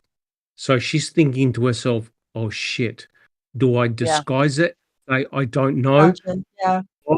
I run the risk that the third party I said it to would have said in front of Kelly, oh yeah, it was Brenda Petersen who told me that. She thought it was, you know what I mean? So better to come clean. But notice what she did. She blamed it on the picture. Yeah. Yeah. which Would Was would she not have been would she have been not in that job the previous beach attack of Alan? she may have been or may have understood. Remember, they're all they're married to detectives. They talk about cases. The cases get put in the media. Are you trying to tell me that they would have never discussed or disclosed information? Of course they would have, but there's no way that Brenda is going to reveal that in front of Kelly, because that'll open her up to 50,000 other questions. So what does she say? I don't recall. Boom. And don't I'll forget be right about back, guys. Chuck. Okay, don't forget about guys. A year prior to the '85 case, what happened about a mile away on that same fucking beach? Another attack, just like Oh, that one. correct. It was unsuccessful. The girl got away, but it was still an attempted. So, and I don't know if Kelly brings this up or not. I can't recall in this deposition. just all so eerie and so creepy and But yeah, 100% agree. But the problem is, why did it take this long for someone to take note of it? How come all these red flags went up so early and it was all ignored? And you know what? It couldn't have been ignored. It was deliberate. That's exactly what the civil suit attorneys were showing, that it wasn't an innocent mistake. It was the deliberate targeting of Stephen Avery. That's right. That is the question. Absolutely. It could not have been a mistake. And Brenda's saying, no, I knew from the get. And mind you, she's not a detective. And she knew that, there's something fishy going on. And notice what Kelly's doing. He's actually questioning the way Kacerik ran the department. Intimidation and fear. Oh, That's right. that's a big one. She dealt with all Gregory's victims. That's I right. would imagine. That's why I brought up the '84 case. Yeah. I'm just wondering, was she aware of that? I bet she was. Did she say she started in '83? That's right. Yeah. So yeah. She probably handled that. Doc, who was it that did the overlay? Was it Big Jeff or who the hell did that? I'm talking about the overlay of the tracing. It was, or was that? Yeah, it was done a long time ago. I think Big Jeff could have been involved. I know on Foul Play we did a side-by-side comparison. We did a coffee where we looked at the images, and you could remember we actually argued ad infinitum with Brenda Schuller. Oh, remember? Yeah. Basically not believing. And I'm there, guys, have a look at the freaking curl of the hair in the exact same spot. Right? Didn't we show that? Didn't we show that? Didn't we show that overlay to her? I'm sure we did. We did. And the embarrassing thing is that there are people who still believe that it was Stephen Avery that attacked Penny Bernstein, and they don't believe that Jean Couchet saw the picture and basically copied it or traced it. Right. And that's crazy. Dreamscape has a really interesting comment. He says, I have to wonder if Brenda was the one who put Alan's rap sheet in the Bernstein file or in Stephen's file. Hey, that's entirely possible. Absolutely. Sort of basically saying, hint, I know what you're doing, guys. Yeah, that happens all the time. A breadcrumb. Breadcrumb. What did Dennis Vogel say? Is Gregory Allen's file or Stephen Avery's file in this file? How fuck did he know that? How did he know that? Because he'd seen it, or what? Somebody put it there. Somebody put it there. That's right. I think Greaseback found it and asked Vogel about it, right? Correct. That's right. And the greatest critic of all of them was Michael Greaseback. That's why the next book we got to do is Greaseback's book, because he slams all of them. Yeah. Yep. But then he turns around And turns around and God. doesn't believe that it can happen again. And then Was he threatened with death maybe after his first book? But After then the first case? and then he Maybe. turns around and takes this case of Colburn and absolutely wrecks the case. Just wrecks it. Was he forced to take that case? No, he retired and Or took it. or did he wreck it on purpose?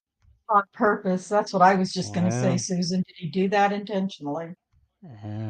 he had to Yeah. know what they were doing, having this third party involved in their texting and so forth with attorney-client. He had to know that broke the privilege, and it was done. And when all that came out last year, it's like, oh my God. I still want to see those text messages. Sorry to get off track, but I want to read them, all of them. Well, no, what it does is it goes to show that there was an ulterior motive by Brenda Schuller. And the ulterior motive was convicting a murderer. That's right. Fuck, she manipulated bloody Colburn. Yep. She manipulated Colburn, and look what happened to him. He fell. And all of a sudden, convicting a murderer, where is it? Because it's going to be very, very embarrassing, right? Very embarrassing. Well, I mean, I think that by any stretch of the imagination, it should have already been aired or at least been announced by this point in time. They've had plenty of time to let Candace do her narration of what is going to take place there. I mean, I can't believe there'll be that much narration to begin with, but whatever. Yeah, where is it? That's a good question. What are they doing? It's called heavy editing. Heavy editing. Are they waiting on Judge Angie? I mean, that's possible, I guess. But I found that a little I found that a little hard to believe, Doc. Yeah, Jamie Hart has a great question. Is Cam actually going to be released? A lot of people are questioning that. I've read in other places, Reddit, and Summer's about over. Yeah, Facebook and so forth. I mean, Sean wouldn't necessarily know because it belongs to the Daily, whatever the hell it's called. Wire. Yeah, the Daily Wire. They own. I mean, they have the broadcast rights. So I'm guessing he doesn't know the day-to-day whatever the hell they're doing. But he said probably July, back in May. So I don't know, Jamie. I'm really at this point. It's like, who knows? Yeah, Under Your Scar says they realized all the bull. Well, it'll be interesting. I'm going to be interested to see if it ever does air, what they do show. Because I suspect there's going to be things shown that have been denied to us in open records request. And if that happens, we're going to have a problem. We're going to have a problem. Ooh. That would be awesome. Yeah, because I've got requests in right now that are over a year old. I know at least one more person has requests in, actually probably two, that are months and months old. Simple requests. These are not hard at all. Mine's been since February, so. AS says Candace Owens said September it'll be released. Oh, really? I haven't seen that comment. Did she make that comment on? Neither. Hey, yes. Did she make that comment on Twitter? Because I haven't seen it. I've been trying to kind of keep track. Mr. President says Brenda isn't even listed as involved on IMDb anymore. Oh, really? She's an executive producer of the show. That's interesting. That is interesting. Wow. Well, hey, considering what happened last year, that's a problem. That's a real problem, right? Yeah. Yeah. Huh. Clue. Well, I mean, considering our interviews, that could be a problem too, right? Why? She did them. She's the one that did the interviews. Oh, yeah. We'll She's just not being listed as, I don't know. She did all the interviews. I think. Or She most did. of them. No, she did them all. Okay, let's. We're at 8:43. Let's. What, you got another comment? Gloria. She says foul play's going to write a book. What convicting a murderer gets wrong. Well, maybe. That would be fun to write. It would. All right, it's 8:45 basically. Let's read a bit more, and then we'll probably find a spot here that's somewhat convenient and stop, because we're not going to keep everybody here all night. We know we've still got a long ways to go. So let's get a bit more under our belt, and then we'll call it for the night. How about that? Everybody okay with that? Sure. Sounds good. Okay. So, Rhonda, are you ready? Ready? All righty. Line 17. All right. Ms. Petersen, I'm going to show you an exhibit that's marked Exhibit 89 in this case. It's the notes by the investigators for the Wisconsin Department of Justice of Jill Merton's interview. And I guess the first question I would ask you is, have you ever seen it before? Of Jill's? Yeah. No. Okay. Let me do the same thing with you with Exhibit 90, which is Bev Batker's. Have you ever seen that before? No. All right. And Exhibit 91, which is your own. Have you ever seen that before? No, not in this format. Have you seen it in any format? Bits and pieces from the Herald Times, and it's not in this formal of a format. I've read some of this, but not in this particular format. Let me ask you. We've had some testimony from Ms. Strauss and Ms. Lehman, who were the Department of Justice agents who conducted the interviews, and they interviewed you, right? Correct. Okay. Their interview notes have been in two formats. One is the format that's set out in Exhibit 91, and then there's been another format that doesn't have this bold-faced heading like this, and it's somewhat more informal format. Have you seen that document? Yes. Okay. Yes. When did you see that document? Shortly after, shortly after the report came out, I believe. Who showed it to you? No one. I believe I found a copy of it laying around. Laying around? Oh, God. Okay. When you say laying around where? Around the fax machine in the DA's office. Do you know who sent it to the DA's office? No, I did not see the cover sheet. I just looked for my part. Okay. Let me ask you, is it possible that what you saw in the DA's office was the report of the Attorney General rather than these underlying investigatory reports? That could be possible, yes. And in that vein, was there a correspondence between what you saw and whatever was lying around the machine at the DA's office and some of the excerpts that were in the newspaper? Yes. Okay. Okay, since you have not seen the Mertens investigatory statement before, I'm going to suggest that we go off the record and that you review the document, and then I'm going to ask you some questions about some particular aspects of it. Mr. Pollen, are you showing her all three or just one?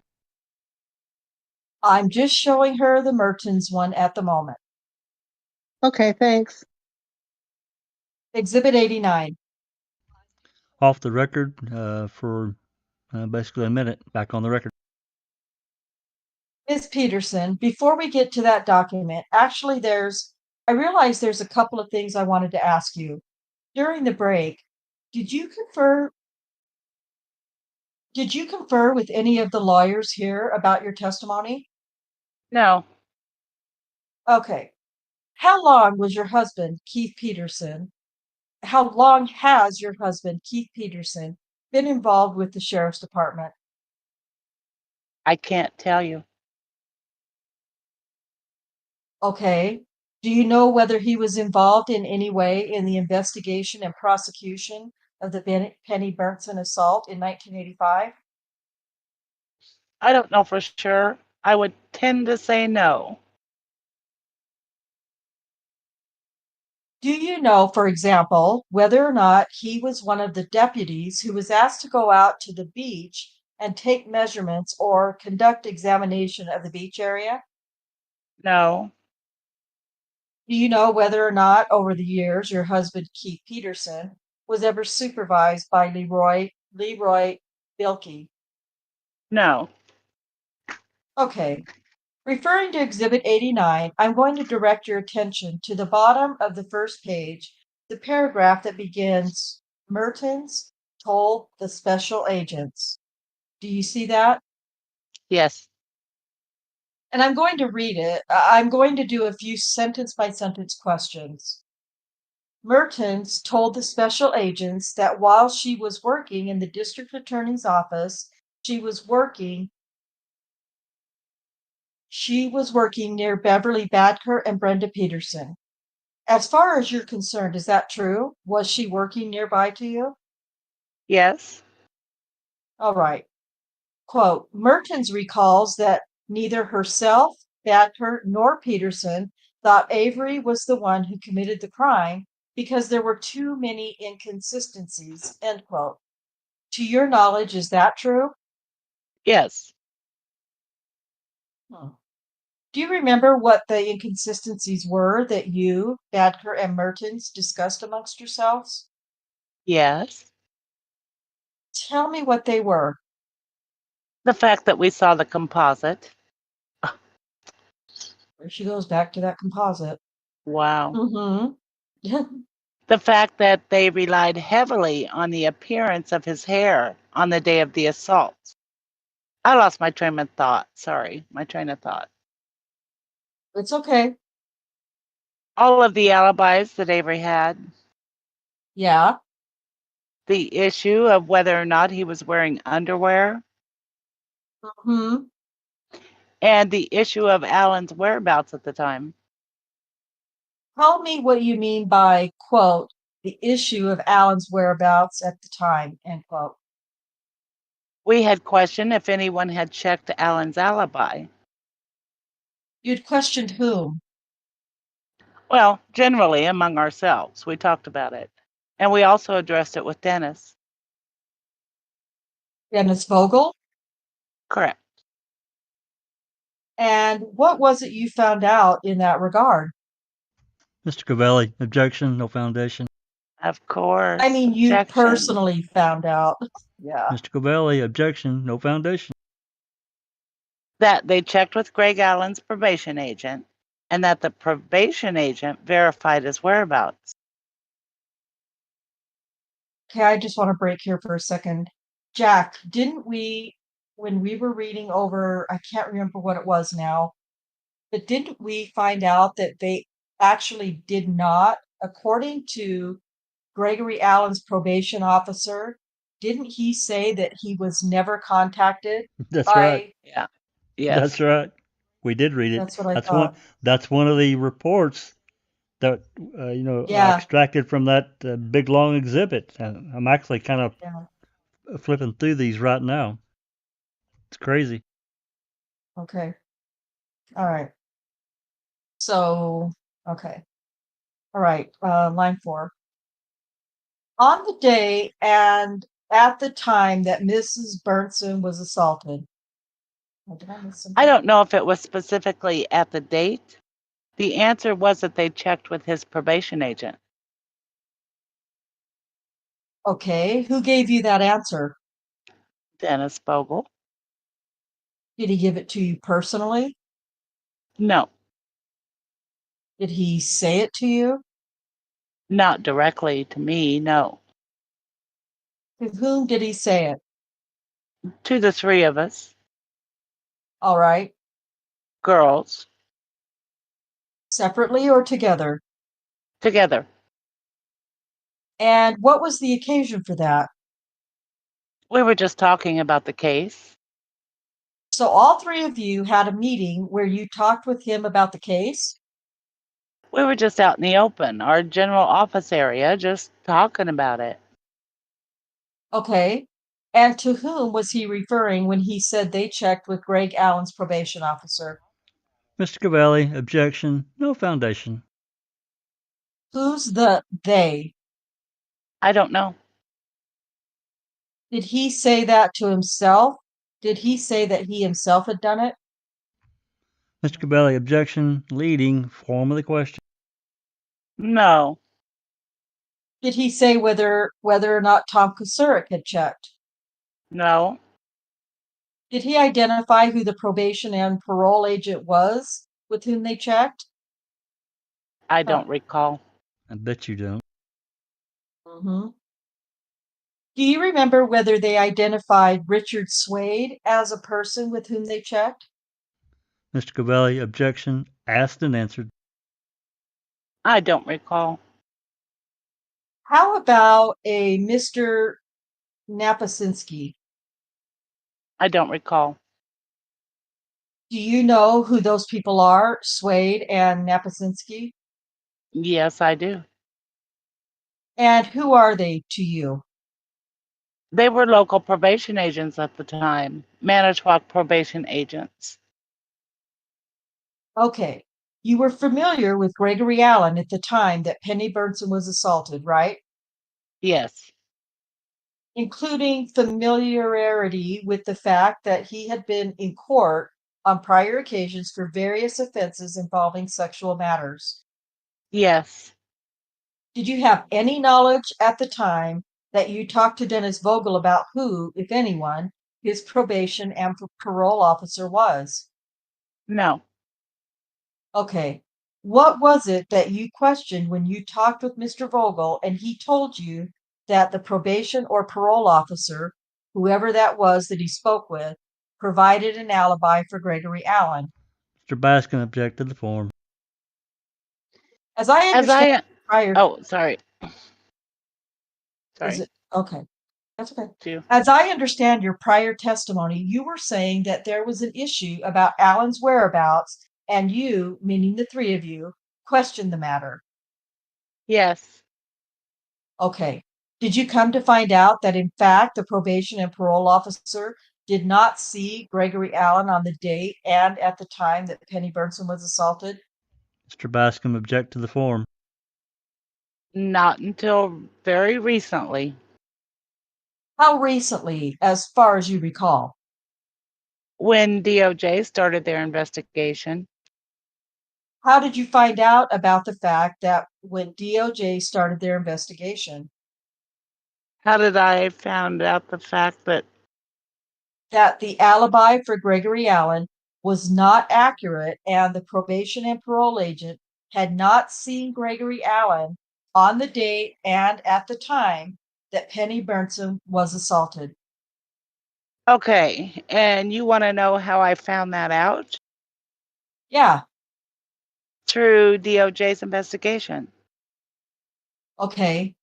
You listed among the inconsistencies that caused you to believe that it was Gregory Allen and not Stephen Avery who committed the crime at the time the composite photo, the composite photo, the alibis, the matter of underwear, the question of Gregory Allen's whereabouts, and I can't even read my own writing. Oh, right, the appearance of his hair on the day of the assault. Was there also something that you questioned having to do with the timing of the travel that Stephen Avery was said to have done between Manitowoc and Green Bay that you questioned? Yes. Okay. Is the composite that you're referring to the composite shown on Exhibit 116? Yes. I believe when I initially saw it, though, it was perhaps in a bigger format. Did you see the original, Jean Cachet's original composite? I can't recall if it was the original.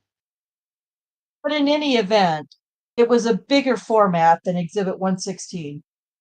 I believe so. And when you saw the composite,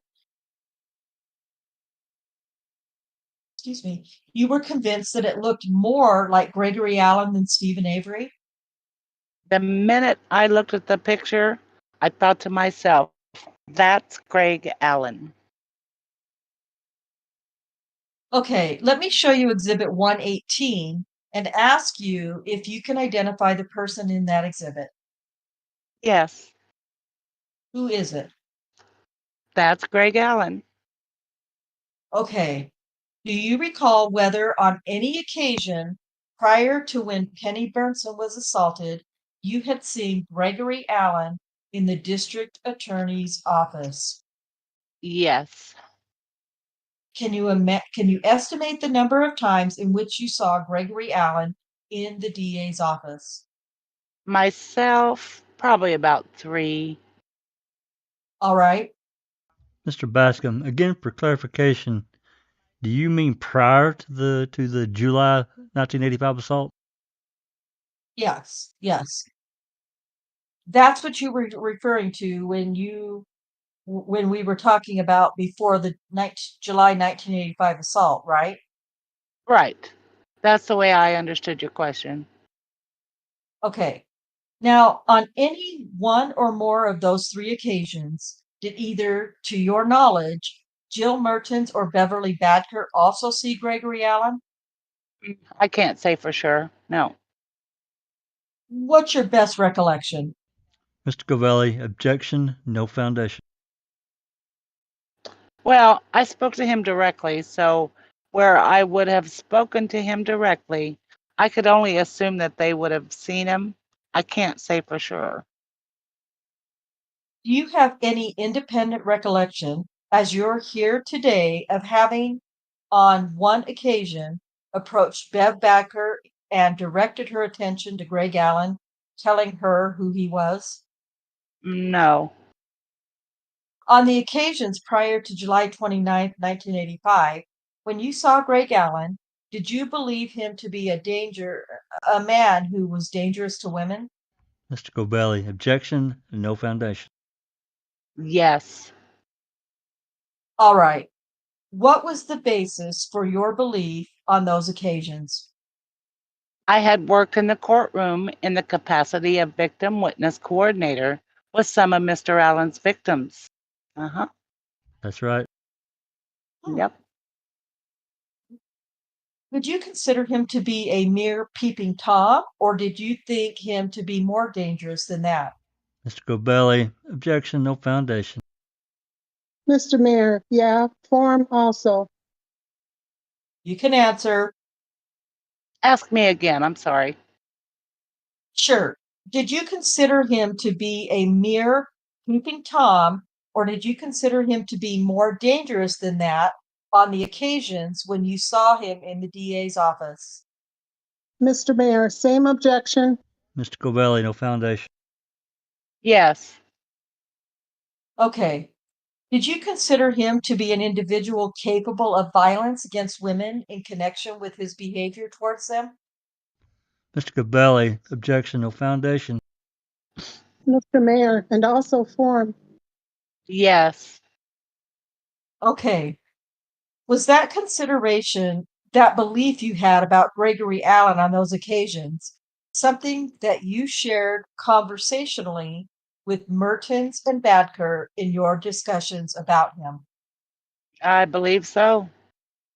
And what do you remember them saying about him? I don't recall what they would have specifically said. You must have been alarmed if you thought that Greg Allen had assaulted Penny Burnson and Stephen Avery was being prosecuted for a crime he didn't commit. Is that fair? No. Whoa. Did the situation not present the potential that not only would Stephen Avery be wrongfully convicted for a crime he didn't commit, but Gregory Allen would be free to commit other similar crimes? Mr. Covelli, objection, no foundation.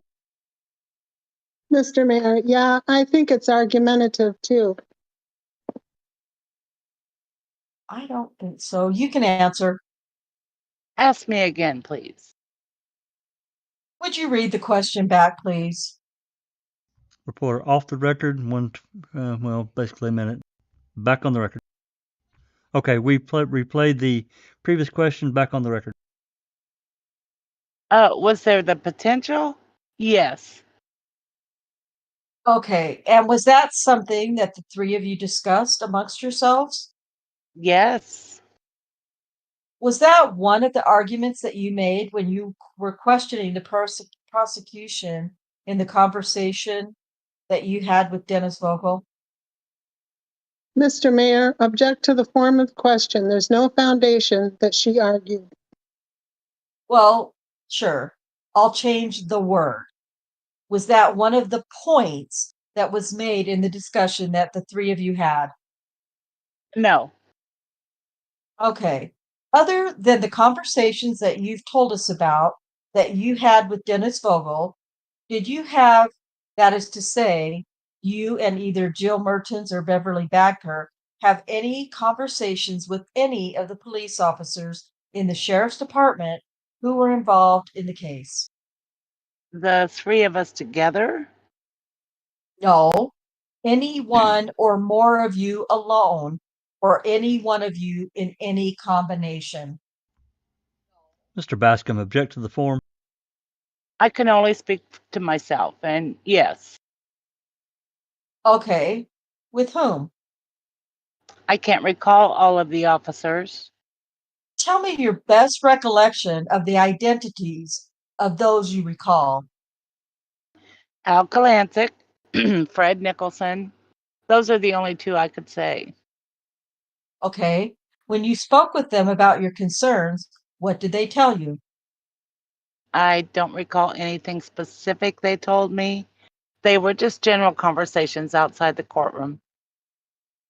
Did they tell you anything about their concerns that the sheriff was running this investigation and prosecution, and it was not being run as other crimes ordinarily have been investigated by the detectives department in the sheriff's department? Mr. Covelli, objection form. Mr. Pollen, I also object as compound. You can answer. No. Okay. Would you turn to the second page of Exhibit 89 and go down to the third full paragraph? It begins with, quote, Mertens said she was familiar with Alan's background, end quote. I'm going to again take that up sentence by sentence. Quote, Mertens said she was familiar with Alan's background, and she described Alan as a peeper and someone who had a history of sexual assault, end quote. Did you discuss those things with Mertens? Yes. Okay. Did you provide Mertens information about Greg Allen's history of sexual assault? No. So this was something that she knew as well as you knew it at the time. The two of you talked? Mr. Bascom, objection, foundation. Covelli, objection, no foundation. Yes. Okay. Quote, Mertens thought Allen is the type of person who would have committed a crime such as this, end quote. Is that something Mertens told you? I don't recall that specifically. No. Okay. Is that something that you believe that Allen was the type of person who would have committed a crime such as this? Yes. Is that something where you expressed your belief to the other two women Yes. and to Dennis Vogel? I don't know that I would have specifically discussed that with Dennis Vogel. No. How about generally? Covelli, objection, asked and answered. Bascom, form. I mean, in the conversation that you had with Dennis Vogel, was that not something that you would say, quote, this is the kind of guy who would do this type of crime, end quote? Covelli, objection, asked and answered. Bascom, in form. Mayor, yeah, also form would say, You can answer. or did say, Reporter, I'm sorry, I didn't get that last part. Mr. Bascom, quote, would would say or did say, end quote. Reporter, thank you. You can answer. We only asked about the alibi being checked. What did he tell you about the alibi being checked? Mr. Covelli asked and answered. Bascom asked and answered. Gone over ad nauseum. Oh, you need my answer? Yeah. Sorry. I'm used to objections and someone ruling. Sorry.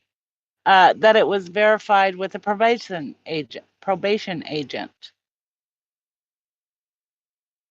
Didn't she say she's never testified in court?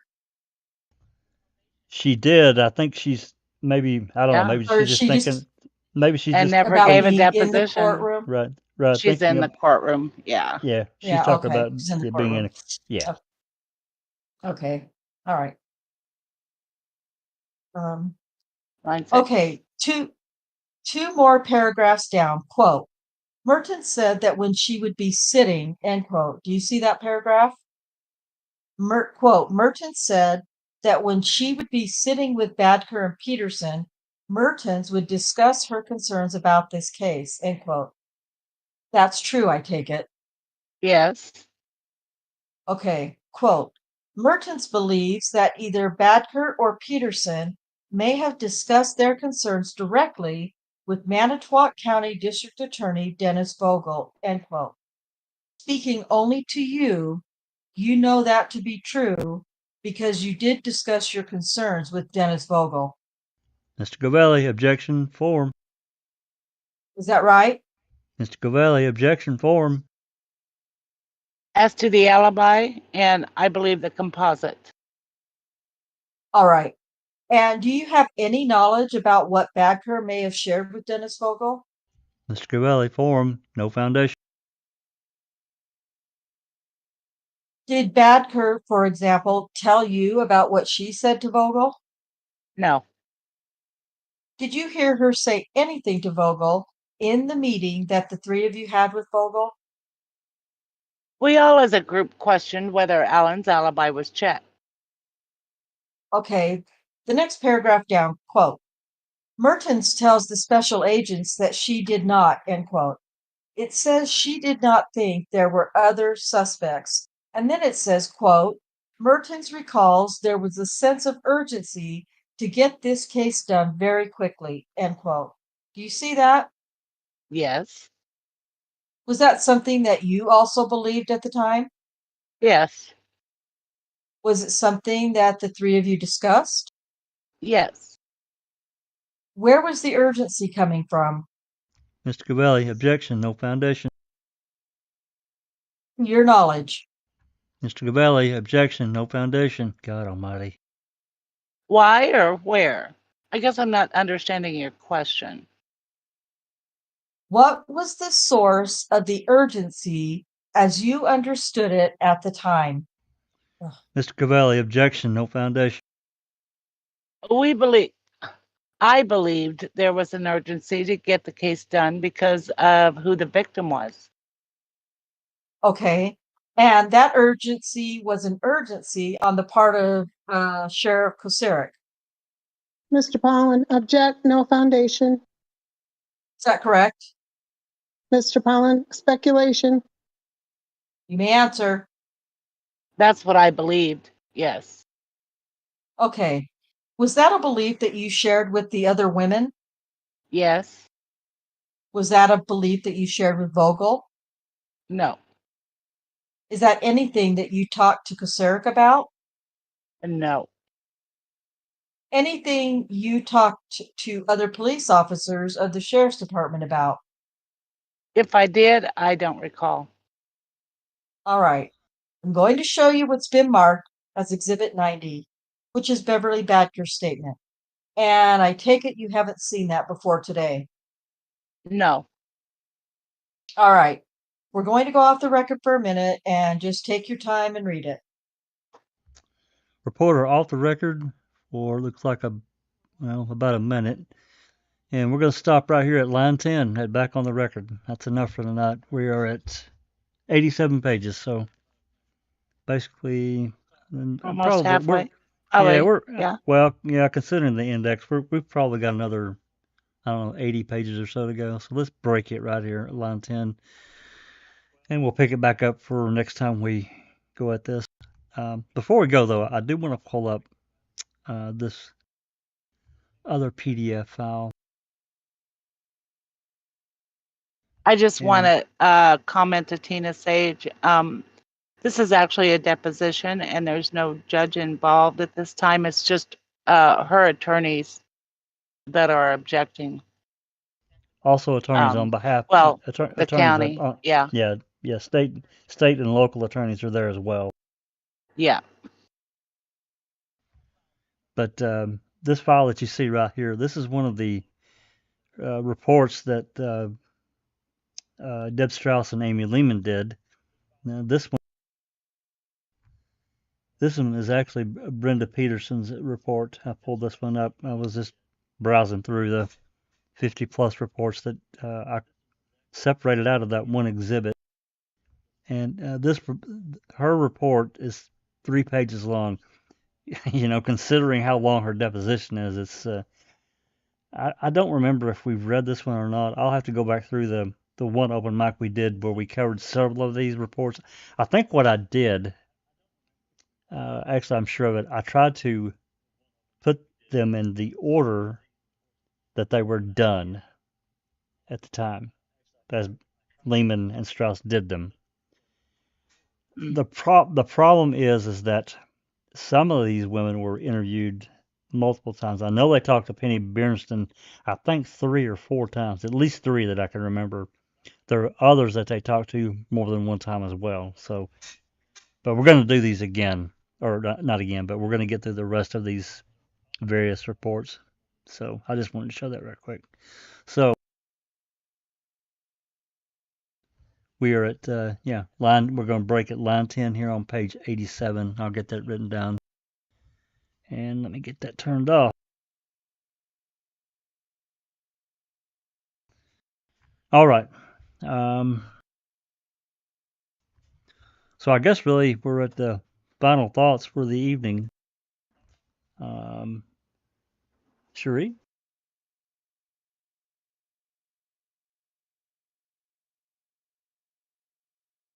Sorry, my phone wasn't cooperating. I always enjoy reading these depositions. I learned so much, so I appreciate you giving us the opportunity to go over them. Oh, absolutely. Yeah, no problem at all. You know, it's like listen to the old calls, and I mean, this is a different thing, of course, but it's just I just get this feeling reading this again. She is hedging and withholding a flood of information because I just think about people in general, and I'm not saying everybody's a big gossip hound and all that kind of thing because I don't think they are, but I do think in an office environment, just like a factory environment, people talk. You know, Yeah. even speculation or whatever, but there are truths that get told. There's no doubt, and I don't know. Brenda Petersen seems to me like somebody that's truly in the know. She's been connected with the police department for years, basically this time over 20 years with dating various detectives and so forth. So, And my gosh, she was dating one of the investigators at the time, Conrad, that's right. but never talked about the case with him. Yeah, I'm not buying that for a minute. Me either. But she was directly involved with Penny. Yep. Would that have been a conflict of interest? Well, I don't know.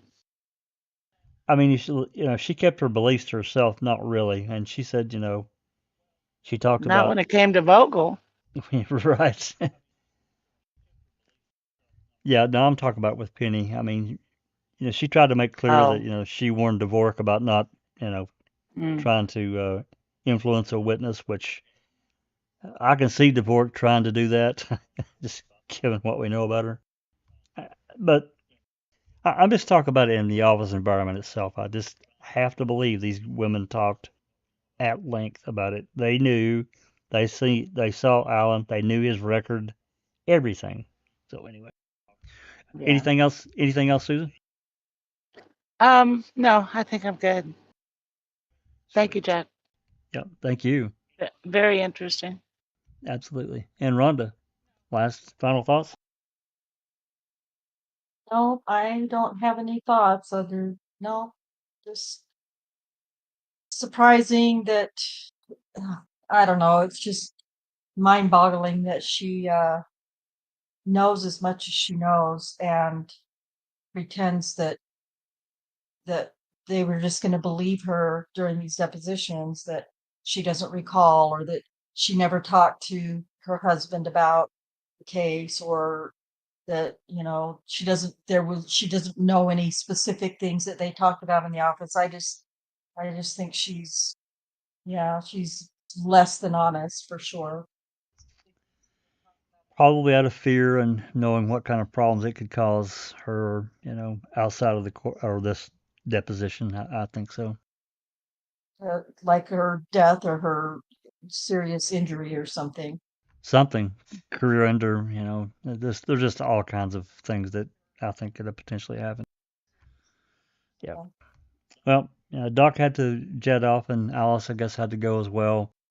Andy had to jet too, as he told us he would have to. But I want to thank all of them for coming, and thank all of you for coming and listening, and gleaning what we can from making a better or bigger, fuller story of what happened in 2005 prior to the Halbach investigation and all that.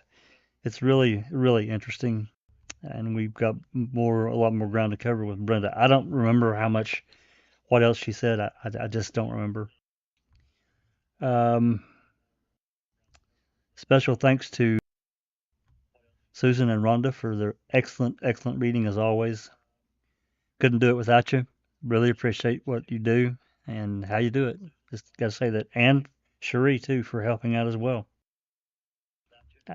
I think it's so much better doing this as an interactive kind of thing. I mean, I know not everybody is necessarily in favor of how we do this, but I think it's better. I think more ears, more eyes are always better than just doing it alone. I just some people don't feel that though, and that's fine. They can believe as they and do as they wish. But a big thank you to everyone. Yep.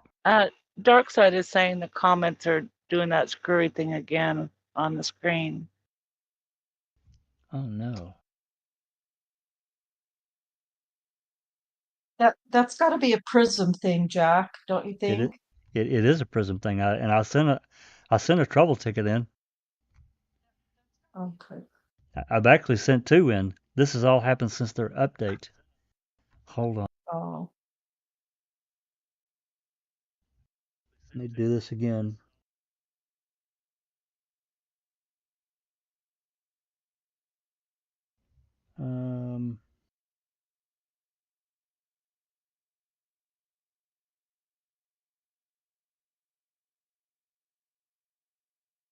Later, Jeff. See you, Jeff. Thank you for hanging out with us. Yep. Discord chat. I'm going to delete it and re-add it. Sorry for keeping everybody, but I want this fixed. It's okay. Underscores wants to know, can a Canadian request FOIAs? Absolutely. Yeah. Anywhere in the world. Yep. Add chat to. Okay.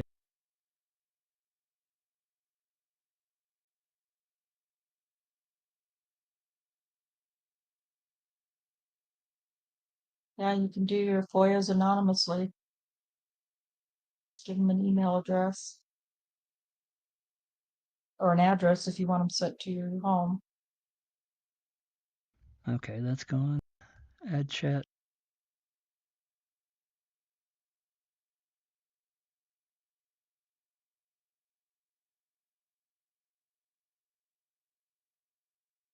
Yes, Canada doesn't allow FOIAs. Yeah, some countries don't.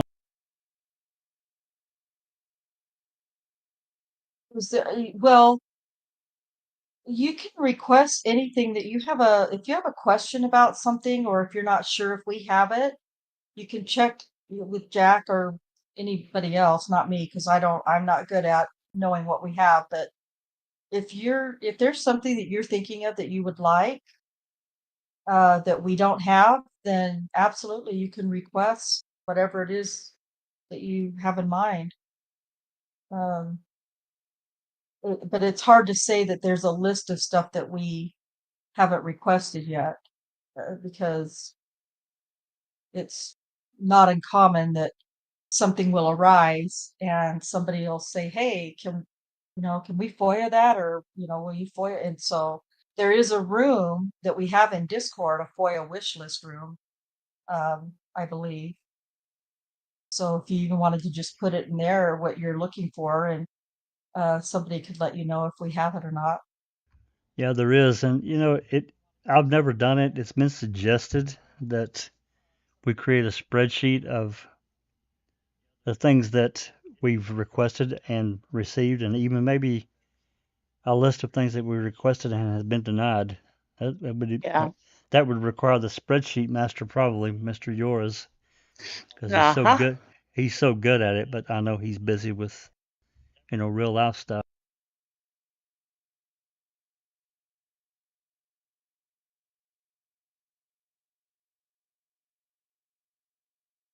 Discord dummy. Let's see how. I'm just trying to think how I can. Let me try to see if I can get a screenshot that might help you. Discord really is easy. It Yeah. takes you a little bit to figure your way through it, but overall it's really simple. And there's always someone there to help if you need help.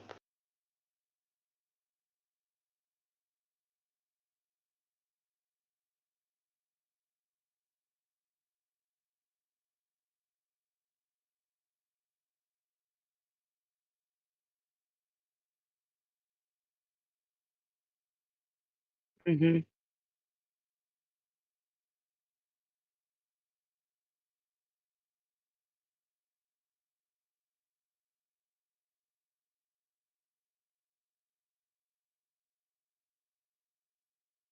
So I'll just tell you, under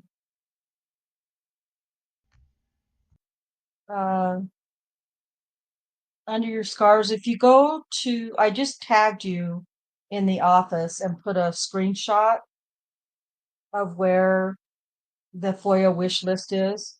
And it's in the office. It's actually in the office.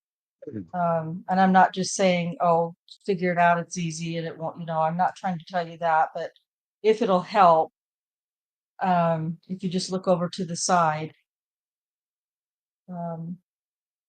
where all the different rooms are, it's in the office. It's the third, Right underneath. Yeah. right underneath the office there. Yeah, you can actually create an invite for each room if you want. Oh, that's a good idea, Carol. Thank you. Much smarter than I am. What's that? More logical. She just tagged under your scars in the FOIA wish list room. Gotcha. Oh. There you go. That'll work. Yeah. Okay, looks like the chat is working properly again. I'm going to send another trouble ticket to Prism. I don't know why I have no idea that there was like I told you guys last time, there was a massive update to Prism, and I've got two problems with it. One of them being the live chat. The other one, it will not detect Microsoft Photos, and it worked perfectly before. No problem at all. So I'm hoping they'll put on an update here pretty quickly and get it fixed. Anyway, I'll just say in Discord, it took me Yeah. forever to figure out what the little red circle with the number in it is next to a room. And I finally figured out that's if you're tagged or everyone is tagged in a post. But Yeah. that means you are being tagged and there's a message in there for you. Yeah, if you put the @ symbol in front of somebody's username, user handle in Discord, you can tag them specifically. It's really easy to figure out because a list will pop up. There's a lot of little shortcuts and kind of things like that that make Discord a really good, handy place. You can share files, you can talk in voice. I mean, everything that we're broadcasting right now through YouTube comes from Discord.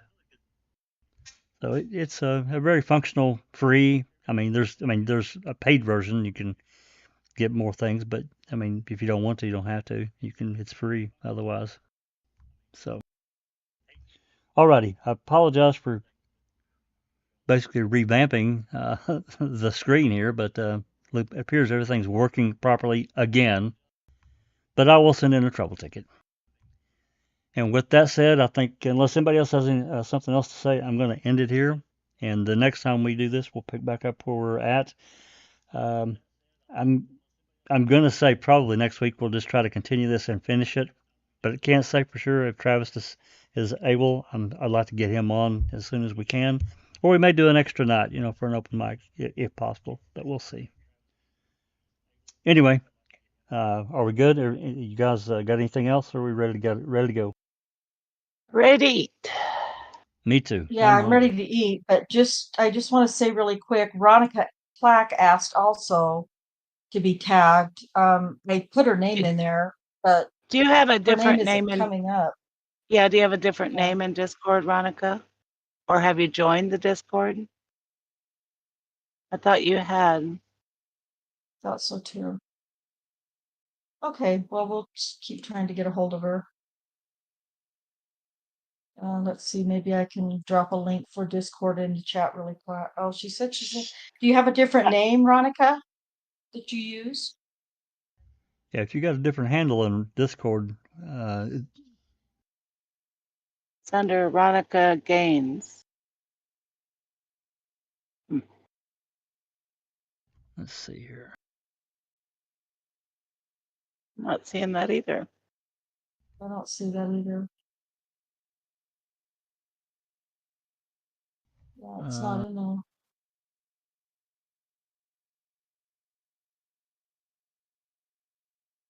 I'm just gonna put an invite in for you really quick. Just so we can make sure. Yeah, I'm not seeing her name in the list at all. Either. Okay. She must belong to some other Discord, and maybe thinking it's ours, but I don't see her. I don't see her at all. Hey, Veronica, I just put a link for Discord in the chat for you. Yeah, that'll be specific for foul play. Yep.